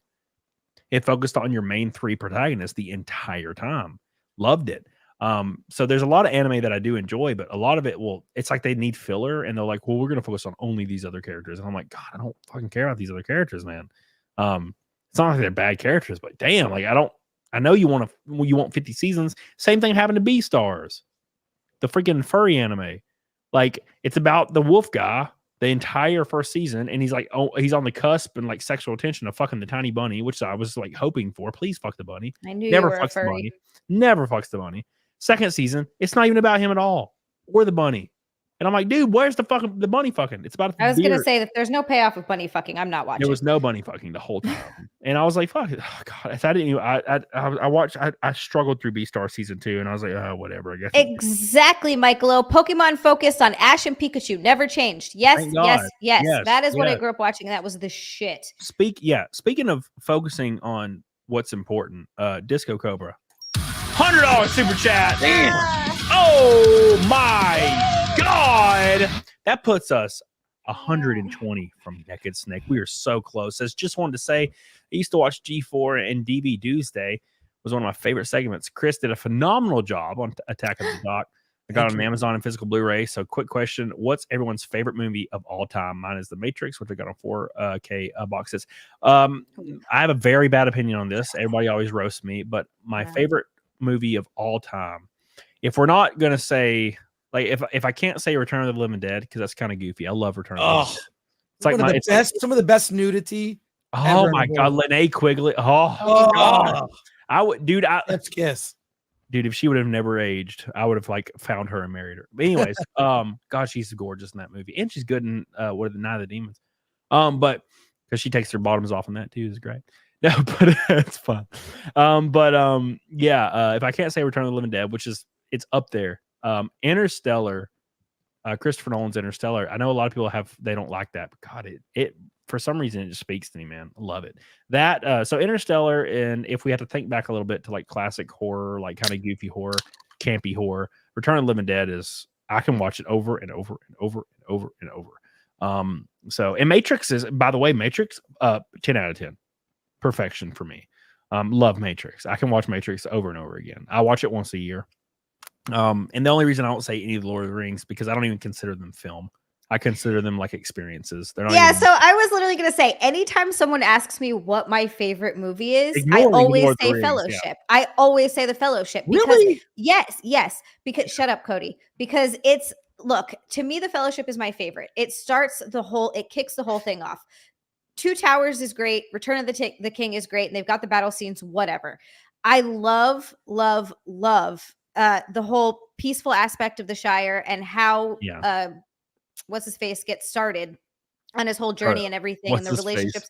I know. I'm like, it's one of my favorite movies ever. My favorite film, you know, with what's his face. And I'm so tired right now. I'm so sorry. So like my brain's fucking farting out a little bit. By the bean. It's insomnia week, so it's been fun. But anyway, Frodo. And I also just love the introduction to all of the characters. The only thing that doesn't make that movie perfect, there's one thing, is that Tom Bombadil's not in it. And everyone who's a big fan of the books will say that. They also left out the Barrow-wights. It's fine, whatever. I'm not super salty about it. But it's just one of those movies that I watch all three regularly, the extended version, obviously. But anytime I'm feeling kind of sad or I'm feeling sick or it's the holidays, like it's just my go-to movie that I put on literally anytime I need to pick me up or I'm feeling kind of anyway, really. You know what's weird is I'm thinking Return of the King is like my preferred, and I'm thinking back to all my favorite parts of Lord of the Rings, and I'm like having a weird revelation that they all happen in Fellowship. That's my point. Like when you're younger, you think it's Two Towers or Return of the King, but then you go back to the Fellowship and it has everything. Well, I was thinking to myself, I'm like, well, when they go to Rivendell, and I was like, wait a second, and I was like, I was like, well, hold on, Boromir, and I was like, oh fuck, wait, hold on. Boromir dies in the Fellowship. I'm like, I'm like, wait a second, they go to the Mines of Moria. Oh fuck, it's Fellowship. Like, I was like, this is all. Yeah, maybe it is Fellowship that I love. They're all great, obviously, but I watched the extended versions. By the way, Adam Krigler completely wrong on that on his tweet. What did Adam Krigler say about it? Spoiler, this little small beautiful son of a bitch said he's beautiful. He's an attractive man. No, he said the extended versions of Lord of the Rings are not better than the original cuts. And he said he even prefers the original cuts because there's nothing of value that's added to the extended editions. And I was furious when I read that. I was like, you know what? I might block him. Yeah, I don't know this guy, but I already don't like him. There are so many scenes that are only in the extended versions that are beautiful. The entire scene where what's her face? That I've completely forgot her name now. Eowyn and Faramir? You mean when they show the romance between Eowyn and Faramir? No, I mean the part where Galadriel gives everyone and explains all her gifts to everyone that she gave. It only shows the one where she gives Frodo the freaking thing in the original cut, but then she gives everybody it gives Gimli the lock of hair, and he's like, I asked for one golden hair from her head, and she gave me 3. And I'm just like, oh god, Gimli. You know, there's so many good scenes that are from only in the extended versions only. And I know. To say that you don't want more Lord of the Rings at any cost, like, is crazy to me. Like Lord of the Rings, they read like the Peter Jackson stuff. Obviously, I don't want any of that Rings of Power shit. And thank you, Disco Cobra, by the way. The Hobbit. Can I give kind of I'll give an answer to this question, but I have an interesting story. Sure. Yes. Okay. All right. So the film that is my favorite, it's a movie that I watch at least once a month to restore my faith in movies, that movies can be have this much depth and just go for it, is the movie 2001 A Space Odyssey by Stanley Kubrick. Yes. Yeah. 2001 A Space Odyssey. Wow. I've seen it in the theater multiple times. I've seen it. I mean, I watch it once a month just to have it on. Beautiful film. But when I was a little kid, and 2001 A Space Odyssey was the first movie I saw that I remember seeing on a big screen. It was a retrospective screening. My dad took me. I was 5 years old. I remember this. Okay. But previous to that, and you're both probably too young to remember this. This is before VCRs, before cable, any of that. Big movies would play on TV, and it was a big deal. You know, Gone with the Wind, West Side Story, The Wizard of Oz. These were events. And as a little kid, and I'm talking like I'm 3-4 years old, I'm a little kid, I would watch it with the family. You know, you get a big bowl of popcorn. It's just on a certain night, right? Sunday night, the 10 Commandments, whatever it was. You get together, you'd watch the movie. And I remember as a little kid, my family tells this story. I hated movies. I thought they were stupid because they never showed the characters go to the bathroom. I'm a little You're like, this kid, isn't I'm like, realistic. when does Dorothy go to the bathroom? Don't they ever go to the bathroom in a movie? And when you're a little kid, like, you know, you're wearing like whatever, a diaper, like your concerns are tactile, right? I got to pee, I got to use the potty, whatever. So I thought movies were dumb. My dad takes me to see 2001: A Space Odyssey. And in the movie, one of the characters, Dr. Flynn, as they're going to the moon, uses a toilet. You remember the scene?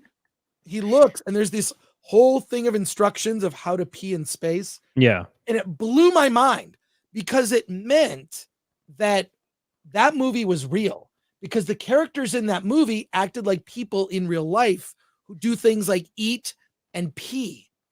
And then I went down a little rabbit hole of movies where people go to the bathroom in the movie. Okay. In Eyes Wide Shut, Nicole Kidman sits down to tinkle in the bathroom as they're getting ready to go to that party, right? Yep. Yeah. And I started like, there's a Remember that. ton of like, no one should be surprised. If you go on the internet, you'll find everything. There are whole websites dedicated to scenes where people go to the bathroom in the movie. Can you guess who is the actor who has gone to the bathroom more in a movie than any other actor? Brad Pitt. Nope. Tom Very- Cruise. Nope. You're close. Oh, Hmm. I was going to say Mike Myers, but no. Very famous, and has won Oscars. Well, not Leonardo DiCaprio has won Oscars. Any guesses? Does the chat know? Who has won an Let's Oscar? see if the chat knows. Spike said it's- Kevin it's- Bacon. Someone got it. Jack Kevin Nicholson. Bacon? Hanks. Excuse me, Mr. White. Tom Hanks Oh, Tom Hanks. Hanks. Wow. has No gone shit. to the back. Okay, it's in Why? Forrest Gump. He says, I gotta pee. In Castaway, he goes to the bathroom on the plane. In Bachelor Party, he goes to the bathroom. In The Green Mile, it's a plot point because he gets a urinary tract infection. So, Mr. White, you win a no prize, which means you don't get a prize. But he was right. It's Tom Hanks has gone to the bathroom or had a storyline about going to the bathroom more than any other actor in the movies. And I'm Do pretty you think it's because Tom Hanks actually has to go to the bathroom all the time, so they just keep writing it into all of his movies? Probably. Probably. and But I'm I pretty sure he relate did- to this because I was born with one kidney, so I'm like a mutant. If I Yeah. was in Professor X's academy, I don't know if I should use my power for good or evil, but I'm called the urinator. So I've always urinator. yeah, You could it's put hard out for me so to many watch it. fires. Like if there's a long movie that's 3 hours, I'm gonna go to the bathroom. It's just Yeah. gonna happen. It's So yeah, it's my favorite Tom Hanks movie is The Terminal. And I'm pretty sure he pissed in that movie too. see, yeah, that's right. No, but that's what I'm saying. If you look like, why is it? If you want to get Tom Hanks to be in your movie, just write a scene where he pees a lot. Yeah, They that gotta sounds like a good idea. Speaking of pissing a lot, there's been like a bunch of Red Boys while we've been talking about pissing. Oh shoot! Have there? Let me cover the Red Boys. We are one Red Boy from a red knot. Holy Which shit. hasn't happened in I don't even know how long. One Red Wow, Boy so- away and 430, probably actually less now, 420 because of mint. From Fight Milk on a Man. Saturday, the last stream of the entire year. Let's give some shout outs for Chris and McGough. Nice. Woo! Aw. Asian and autistic is very similar, taking things literally, not understanding sarcasm or irony, being weird around with an impossible answer to anime question. Yes, Chris McGough. Speaking of that, by the way, thank you so much for your 1,000 Norwegian Krogans. I watched a movie last night, and or not last night, like 3 nights ago, and it was like I saw an Instagram reel, and this guy was recommending it because I love horror movies, and it was called Pulse. It's called Pulse. 2001's Pulse is a Japanese film, and I fell asleep like twice, and I could not get into it, and I was like, man, this is so boring. What like, and I was like, well, I'm gonna go ahead and go to bed. And I looked up the synopsis, and the movie apparently got so good right after I went to bed. Like the entire world is like ending, and there's an apocalypse. And I'm like, nah, there was Have no you finished indication. There was since? no indication that was going to happen in this movie. It was just like spooky ghosts were like appearing in places, and then all of a sudden there's a damn apocalypse. No, I haven't finished it yet. I read the synopsis, so now I'm like, well, I don't need to finish it. Oh my goodness. But I was so upset about that. It was a Japanese film. It's just like their social cues had made no sense in any of the scenes, and I got really bored. Chris McGough, I love you. Thank you so much for your Red Boy. You are the man with the plan with the Krogans. Oh, speaking of Krogans, Guy Incognito with 100 Canadian boy says to end the year with snakes and rainbows. By the way, that's naked snake for 254 streams in a row. It has been achieved. Wow. We finally get to do the thing. Thank you guys so much for all the love. You guys are awesome. And let's hit a few of these small ones real quick to make sure that they know that we're being fair. Because my God, it's Bebop. Bebop says the best Fight Club is the Chinese version. Thank you, Bebop. Bebop and Lila got into an argument on the last Simpcast, and it was the greatest thing I've ever seen. It made me laugh so hard. What I missed it. What happened? Bebop was I forget exactly what started it all, but basically Lila was fucking fin-doming the shit out of Bebop, and Bebop was like, "No, fuck you, Lila," and just kept super chatting hundreds, and it was hilarious. Lila makes Bebop. Hold on 1 second. I knew that was going to set Cody off. Before we continue here, Bebop super chats $2, and you said he was super chatting hundreds and shitting on Lila. I'm telling you, because Lila has the gift. We got to get Lila on here. She's Lila's little ass on here so he can get pissed and start super chatting $100. She's so great. Slosher says Kyle Rittenhouse said Lord of the Rings was boring on Ricada's show. Yeah, I saw that live and I was so disgusted. I was watching it live. Great. And I had just emailed Kyle. Suddenly, I don't like him as much anymore either. Slosher. I was like, wait a second. No, excuse me. I emailed him and I texted Nick and I was like, hey, can you tell Kyle I emailed him? And he's like, yeah, dude, sure. And I was like, I want you on my show. I want to do a camel cast to Kyle right now. That's right. Bebop was trying to fight her. Yeah. No. Lila was trying to fight Bebop. Sorry. I'm just interrupting. Anyways, so I emailed Kyle, and then like he said, after I'd emailed him already and offered him to come on Camelcast, he said Lord of the Rings was boring, and I was like, wait a second, how do I unsend an email? How could you? I don't want you on my show anymore. Yeah, he said I changed my mind about the jury being correct. Yeah, I was like, how dare you, Kyle? It's like the revelation, like that you have. You like Kyle's the hero, and then you have a revelation that he's basic. Oh damn. Chris Way says, when I'm only listening, not watching, I thought Nick was on the call. Then I see the name Chris Gore. Do I sound like Nick Ricada? A little bit, yeah. I don't think he does. Do I don't think I sound like Nick Ricada. I watch Nick Ricada. I'm very close with Nick, though, so I know him. Really? You guys both have kind of a not guttural. That's not the word I'm looking for. It's a little gravelly. Yeah, raspy. That's what it is. Yeah. That raspy voice. Isaac says, Slosher Canadian, you wouldn't see trial. Sorry, Kyle is gay, but Cody only keeps peanut butter around for that old dog. Oh my god. Isaac, everybody's tried at least once. Isaac, thank you, man. Monkey Man, love the Fellowship of the Ring extended edition, best movie ever. Agreed. Yes. Fantastic. Thank you, Monkey Man. Hope your journey in fitness is continuing strong. Mint says, now this is movie trivia. Thank you all for the show. Happy New Year's. Thank you, Mint. I appreciate it. Is that yellow on purpose? Because was that my pee story? It seems like it, yeah. No, but on my channel, I do call them Golden Shower Boys. They got an upgrade. Oh, so you finally moved on from me. Okay. I finally moved on from you. Thank you, ASC. Mint. Appreciate you so much. And Ray cannot making it a red boy night. With a $100 super chat. Great. Putting us 320 from Fight Milk. Wow, only 320. Good lord. Yeah, it's crazy. It's been a crazy New Year's. It's a New Year's stream, last stream of the year. So thank you guys all for your huge drops. It attributes to my overall year-end result for YouTube. My next stream will not. My next stream will be a total year revenue $200. I'll be like, oh shit. Oh no, it's all over. Thank you. Says for the Red Boy Night, Happy New Year. Thank you, Rakin. I appreciate you, my friend. Thank you. You're the man. So yeah. Yay. The biggest film I'm looking forward to next year, no idea. Absolutely no idea. We had these on here, and it looks like they're all sequels except for Night Swim, Argyle, and If. That's it. And then Borderlands is a video game movie, which video game, right. I just the Mario was the last good one of those they made. Yeah. Well, Gran Turismo is pretty good, but I didn't even know.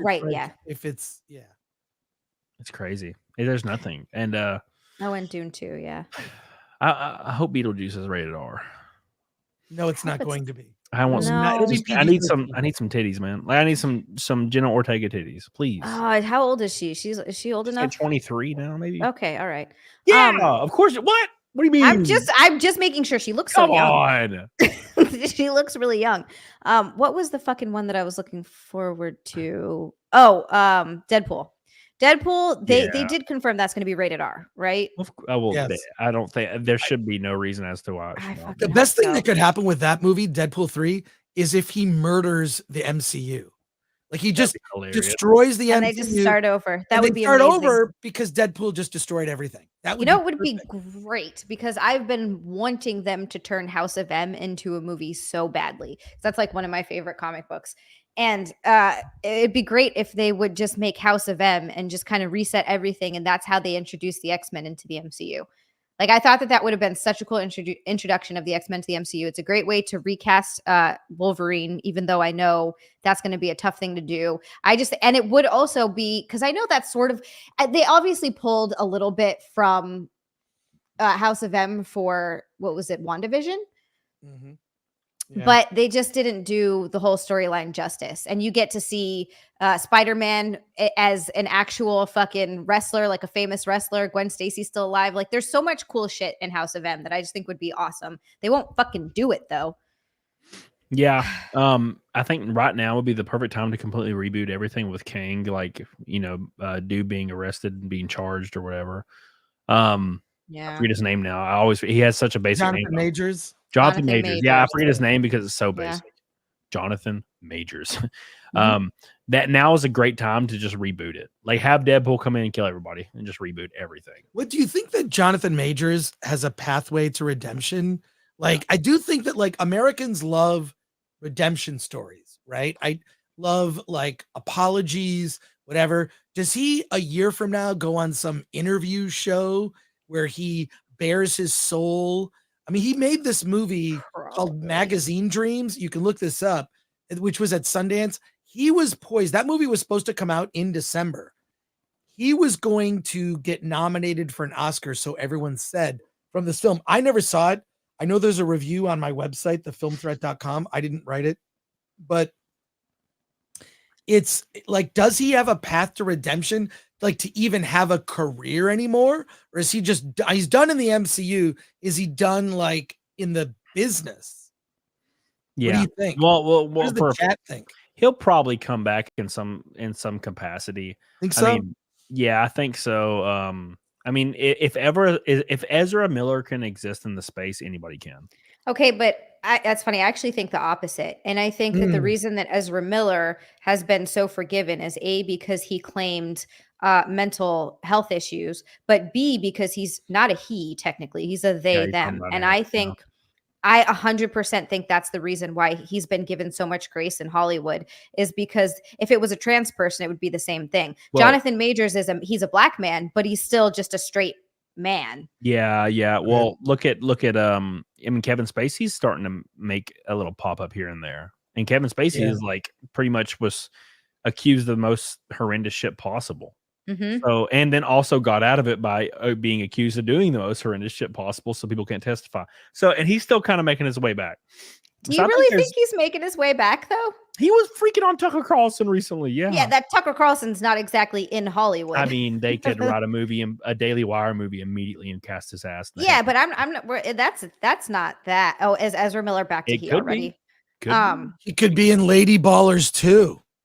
Yeah, I mean, that's a thing. It might. I mean, the Daily Wire movies might start out as like really goofy whatever's, but it could turn into something legitimate. I mean, it could. And having somebody like Case, I mean, say what you will about Kevin Spacey, but he is an unbelievable actor. He is a fantastic actor. Was it American Beauty? Is that the one that I will never really stop watching American Beauty? It's such a fucking good movie. And what is that one called? Unusual Suspects. Fantastic movie. Yeah, great film. Yeah, he's a great actor. So I mean, all it takes is a good actor and a decent script, and you can make some waves, man. So yeah, Unusual Suspects, directed by Bryan Singer. Bryan Singer. Oh my god. There you go. You can Google that. Oh, Bryan Singer. Yep. 7 is really good too. I haven't seen 7 in so long. Oh, Bryan Singer. It's a great movie. It's a very, very good movie. Disco Cobra says, does Cody have a date yet set for the 24-hour stream? Hope you play some games or something. Oh, I will. Maybe some surprise guest. I'm going to try to get Critical Drinker, Nick, and a few other people. But I also want Critical Drinker on my CamelCast 100. And we're closing in. We're only a few shows away from that. So I was on the open bar yesterday or the day before. And so I want to get a really stout lineup for that because of people that have been on CamelCast before. But the 24-hour stream will be after Daytona. Because I have to prepare for that, and that's in barely 2 weeks. So after that, there'll be a 24-hour stream. But I got to really prepare because you don't need 24 hours free. You need 12 hours before and after to do a 24-hour stream. You need to sleep, wake up, start your 24-hour stream. Right when you get off, go to sleep. So you need almost 2.5 days to actually do a good 24-hour stream. I've done one in the past, and it was a nightmare. So, yeah, but it will definitely be after Daytona's test. It says the Christmas stream was cool for people like me who don't celebrate Happy New Year's. I'm sure it'll be crazy. Thank you, Disco Cobra. I appreciate you so much, and we're 50 likes away from the goal for the Camel Thoughts. Thank you guys so much. Make sure you like the show. Stop being lame. Oh, I gotta like the show. We have 13 minutes until Naked Snake, and we start rap. We start the rap on the show. So make sure you get your likes in. And thank you guys so much for all the support. So you're saying I have time to run to take a leak? Yeah, I gotta pee too. Oh, okay, good. Yeah. All right. Oh, I'll wait. Okay, Chris, you go first. No, it's all good. It's all good. All right. I'll be right back. Yeah, go pee. We were both just. I was like, let's pee, and then realized we just leave Cody by himself. Yeah, I'm just here crying all by myself. Get another 2 million view video. I was gonna say that's what people have been asking for. I think we actually need to recreate that and make that happen. I guess I'll just cry, everybody. It's fine. Thank you so much, by the way, everybody. We're 300 even till Fight Milk, and we're almost to the like goal. Like the show. If you haven't seen my new video from 2 days ago or yesterday, I don't remember actually. It is dead. It was on fire the first day, and the second day it was just dead. So make sure you go give it a like and comment on it. People are really mad at me about that video because I put Asmongold in the thumbnail. They don't. What did Asmongold do? Nothing. Nothing. No, he worked for a charity that's kind of really scammy and shady. They didn't do anything illegal, but they keep a lot of their donations. They keep like almost 50%, 42% of every single time I find out about a new charity, ones that I've even donated to before, and then I find out how fucking scammy they are, how they keep they donate 10% of the profits, whatever the fuck it is. It's such it's so disappointing. It's made me not want to donate to any charities anymore unless I do extensive research into it. Yeah, the industry average for American industry, or for the top American charities, it's 10%. All American charities average to 72%. So anything above 30% overhead is extremely poor performance. They only donate barely 50% of their funds, and they recruit giant influencers so they can make millions of dollars. Because what's 42% of millions of dollars? It's still millions of dollars. Millions of dollars, yeah. Exactly. So the CEO and all the executives that work at the charities are getting so violently rich. It's disgusting. And it just so happens that Asmongold was paid by one of these charities to do an event. Did he do anything wrong? I don't think so at all. I would do the same shit. I would take a paycheck.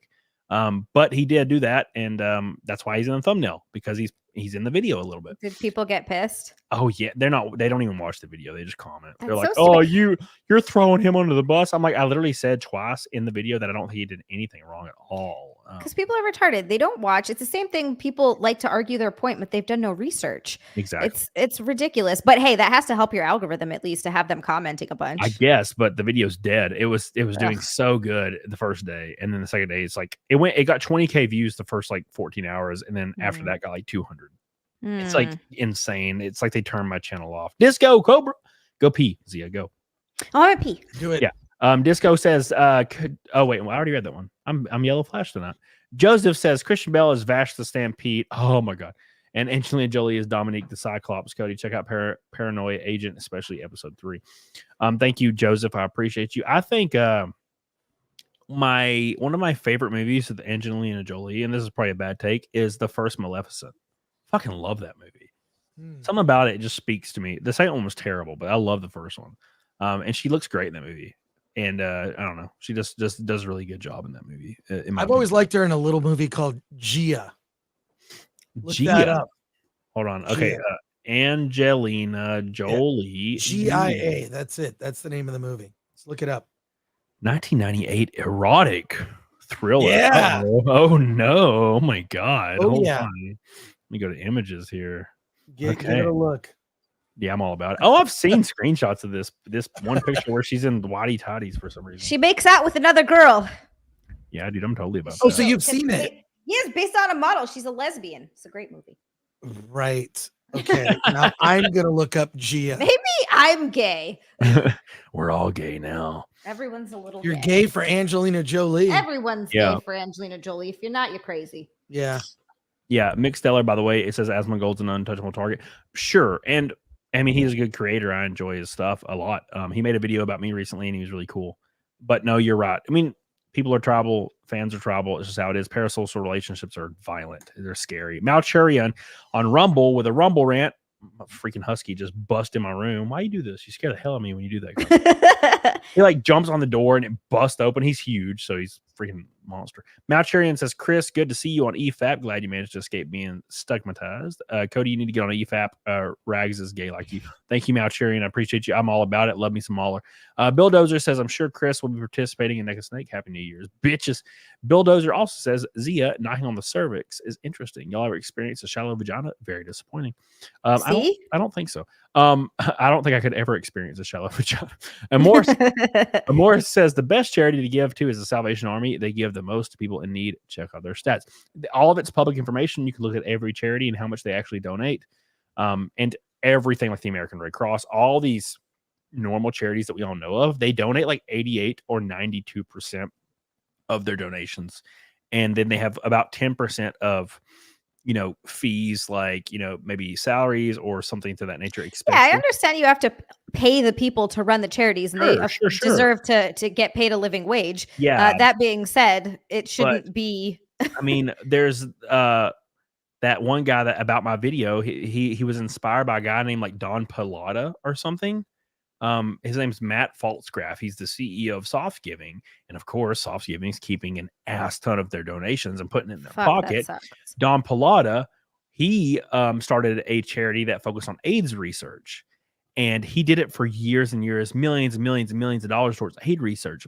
But after he was looked into by the government, he only donated an average of 14% of all donations to AIDS research. He kept the other 86%. Holy shit, that's better than 0%. I guess. And that was his argument, wasn't it? That was his argument. Yeah. So his argument, I could have donated nothing. Yeah, his argument was like, well, I mean, without charities, we wouldn't have food kitchens and all of these things. And I'm like, yeah, and you also wouldn't have your yacht. It's a get rich quick scheme for a lot of these guys, because Matt Faltzgraf, the CEO of Soft Giving, which now have they rebranded after the story came out, after they threatened their lawsuit. But he was a failed politician. He ran for politics, immediately lost, started his charity in 2017 with a net worth of nothing, and now he's a multi-millionaire. How do you start a charity? Asking for a friend. Yeah, obviously it's a lucrative route to go, because you'll notice that a lot of people that start charities, nonprofits, suddenly become millionaires. I would always say that if I won the lottery, instead of donating money to charities, I just go to like hospitals, maybe in fucking shitty areas, shit like that, and be like, what is it that you need? Like, what equipment can I buy you? Do you need salaries paid for doctors? Like shit like that. Don't ever give money to charities. Do something directly for whatever cause you're trying to work for. Or you could go to Jumbo's Clown Room. And give you know what? I would do that. I would give copious amounts of money to strippers if I won the lottery. Why not? And lots of gifts. Speaking of giving copious amounts of money to anyone, the #1 super chatted channel on the planet is live right now. Is it? Oh, and has made $5,000 so far in a little bit, just a very short time of being live with only one viewer. Are they making a butthole bleach mixture? What channel is that? Is that what this it's is? called it's a channel that will be deleted very soon, probably. It's a money laundering channel that you can watch live, that YouTube actively participates in and gets to keep 30% of. Basically, it's a channel that plays videos on loop, and they just do a live stream. And they'll do a live stream, and 1 or 2 bot viewers will spam super chats all day, and they'll make about 10 to 20 grand per live stream. It's money laundering, and it's always some Asian fucking thing too. Well, it's Indian, and like it's right now it's becoming one of the most top super chat channels of all time it's just they have a stream every day and they make about 20 grand per day, and it's Crazy. obviously just money laundering from some foreign government or shady government. And YouTube gets 30% of it, so they don't really care. I've reported it. Everybody on Twitter has reported it. Our last stream, we EFAP'd it and reported it. YouTube doesn't care. They're getting 30%. They're cool with it. But you can see the entire chat's just super chats the whole time. $3, sometimes 20, but $3, $1, $3. And they're almost at 100K subscribers. Keep in mind, they get 1 to 2 viewers per stream and like 1 or 2 likes, maybe. The most obvious sign of scammy. It's just all money laundering scam, and YouTube is totally 100%. cool with it. They don't care. They're awesome. They get the 30%. Yeah, because they're making their cut. Yet they ban people for like absolute nonsense. Like Nina Infinity got a week-long ban for a copyright infringement or something on like or a strike on an animal video, like a cute animal video that they were showing and talking over, and she got a strike for that and couldn't stream for a fucking week. Yep, that's how it works. They'll do that if you're in any way, shape, or form. If they're pissed at you, they can pull up any video and ban you for any reason they want. It's like one of those very vague things. It's like, we've just come to the determination that you did this, so we're going to ban you for a certain amount of time. And that's just what you do. That's what every social media does. I mean, Twitter did it to me, although I do enjoy how Twitter's ran now. But I mean, I'm permabanned on Twitter for nonsense just because somebody that inside the workings of Twitter got mad at me and put a note on my account, and now it's permabanned and I cannot get unbanned. The only way I would ever get unbanned is if Elon Musk somehow saw it. Even the Quartering tweeted out my Twitter and told Elon to look into it, and it didn't fix anything. It didn't matter. And the Quartering has talked to Elon before. So yeah, that's nothing crazy. I can do. What the hell happened? They don't care about me. I'm not big enough. If I was Charlie or Mudahar, I'd get unbanned within a day or two, but I'm just not large enough, unfortunately. Mind if I test something for a second? I just want to see if this that is Jay. It is Drunk 3PO. And I don't know what he's doing. I don't know what's going on with him. What's happening here? I don't know. It's weird. He keeps showing up on other people's streams. What? Oh, I'm so confused. I am super confused. What's happening? This is weird. All right, forget it. Forget that I did that. We should just have a Jay just have one day where like 20 channels are just streaming Jay just sitting there. Oh, I'm doing the thing on the Film Threat YouTube channel. We're doing a Happy New Year Jay Yule log. It's just Jay not doing anything for 24 hours. It's just gonna loop for 24 hours. Jay staring at the screen. He kind of moves and blinks but does nothing. I'm gonna see if we can keep it going for 24 hours just to see what happens. That'd actually be amazing. Now I was just like sharing screen. I just wanted to see if it would work. Can you have multiple StreamYard streams kind of cross over? It seems like you can, right? That was a good test. I just did the test. So there you go. Jay is one of the sweetest, nicest dudes. Yep. He's really adorable. I've met him several times and he's huge. I did not realize how big he was. He's also He's kind of like something. He's like the Charlie Brown of YouTube. Yep. Because it's like, I gotta rock. He's like the nicest guy, but then like things happen to him. And but he just rolls with it. He just takes it in stride. And that's why I love the guy. He's hilarious. Yeah. It's wild, man. It's wild. Roland, appreciate you so much. Says, oh damn, still live. Help Frank Gore, Cody. Here's a little for the snack. Hazy, much love. Speaking of snack, thank you, Roland. It is time. We're 22 likes away from 500. Lock the stream. Get on it, diggity doggone it. We're gonna do Naked Snake real quick. What's Naked Snake? I just pull my shirt off. And you just take your shirt off. All right. I just jiggle my titties and take my shirt off. We get naked. What if I show my underwear? Do it. That sounds great. Yeah, I like it. I have some interesting underwear. That's a line that Bill Murray says. I think it's in Stripes. It's like a plot twist. There is no underwear. Make sure, Zia, you can go ahead and go it's put my your shirt dick. Go No, I'm gonna just I'm gonna unchange from this. I'm gonna get naked. What do you like mean this. Unchange? What is unchange? Unchange. You get naked. I'm gonna get naked from Wait, this. what do you have? Do you have stuff on? I'm bra and panties. Yeah. Okay, cool. I'm not That's gonna fine. get naked. It's naked. fine. I just making Well, you sure. I'm gotta- not trying to get banned forever. Okay. Well, you could make Zia larger on the screen. Can't you do that? I don't know. Let's see. Nobody wants that. I think you can do it. I think you can do a different format. I bet I can. Hold on. We'll do this. We'll do this and this. There you go. There we go. Much better. It's I see. Take your shirt chat off. approved. Is the chat approved? This is way better. This is. I Much don't want to better. look at myself. This is great. No. Okay. Hold on. No. Let me So turn. We'll turn the music on. Thank you, Chris. Chris says, Chris sounds like Nick doing his Trump impression. Thank you, Wait, Chris. is that what it is? I He sound does like sound like doing Nick. Trump. That's hilarious. All right. We're gonna start the music. This is the 254th naked snake in a row. It's been over 2 years since we have not had a naked snake. It's time. Zia, yes, Zia is big. I'll make me big too. I was gonna say I don't want to be big the whole time by myself. Okay. You don't want to be big? No, I want to be little. I don't Let want me be little. It's that time again, boys. Like the show, we're 11 away. Let me get my bandana on. I gotta take my earphones off. Hold on, 2 seconds. Chris God, you naked snake. I agree with X-Ray Girl. Should I do? Is that what X-Ray Girl's saying? Yep. Wait, here. I'll do something a little different. Hang on, I want to see if I can make this work.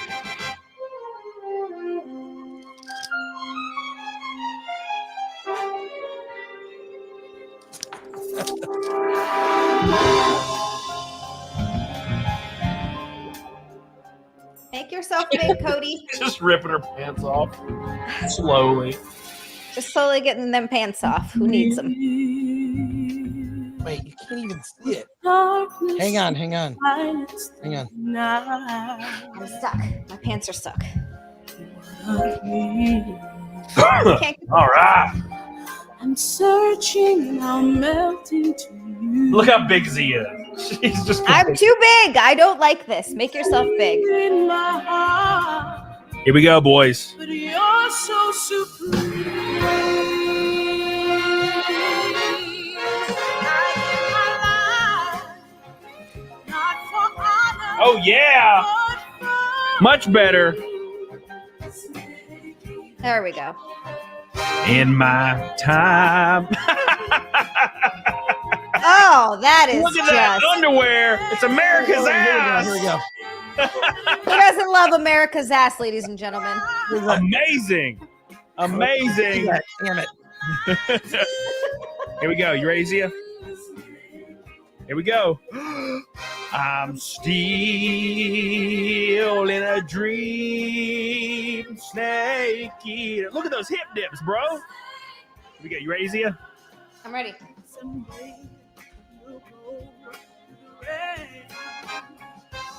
Someday you Look at Chris. on a tree. Chris is killing it. It's a trial to survive. Amazing. We got everybody naked tonight. Oh my God. I give my life. Chris, you've done this before. No, I never have. I don't I believe never have. I've seen it, but I've never done it. Ooh, in my time, boys. There'd be nobody else. Look at Zia. Let's make Zia big. Ready? it. No. Let's make Zia big. Look at that. She feel looks like we're on large, but Twitch she's now. really little. Oh my God. Make me little again. I want to Your be core small. looks good. You look good. Because I didn't eat dinner tonight. Here we go, boys. We're still in a dream. Get on it, diggity doggone it. I appreciate you guys. We got one more titty jiggle. One more left. Here we go. Thank you guys so much. Here it is. You ready? Here we go. Look how hairy my chest is.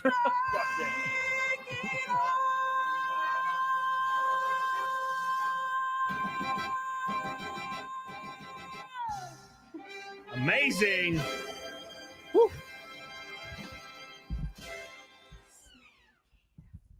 That's my best I like these memory from sunglasses. Zia is when we were in the hot tub Mm-hmm. and I was just chilling And Yeah. Zia would, and somebody started talking to Zia, and then she just like turns around and like is talking to the person, and her ass, she just slowly floats up in her ass. This is like a foot away from her face. And I was like, I didn't realize that I didn't even pay attention. I didn't even notice. I was just turned around, I think, to talk to Chrissy. I think Chrissy was Yeah. over there. And I just went like this. And yeah, I guess my ass flows apparently. all I needed was a fork and knife, bro. It's crazy. Justin says, Happy New Year. Love y'all with a $20 super chat. Thank you so much. I love you and I appreciate you. You're the man, Justin Eisenhart. Thank you. Thank you. Thank you. So I don't know if you noticed, my chest is super hairy. I haven't shaved it in like 2 weeks. Ew, disgusting. Looks ridiculous. Yeah. You look like a silly goose. Not like Chris's nice, smooth chest over there. I see that. Well, kinda. My hair is all on the stomach. Same. It's perfect 6-pack abs covered by a protective layer of fat. Exactly. Gotta protect them organs. There you go. There you go.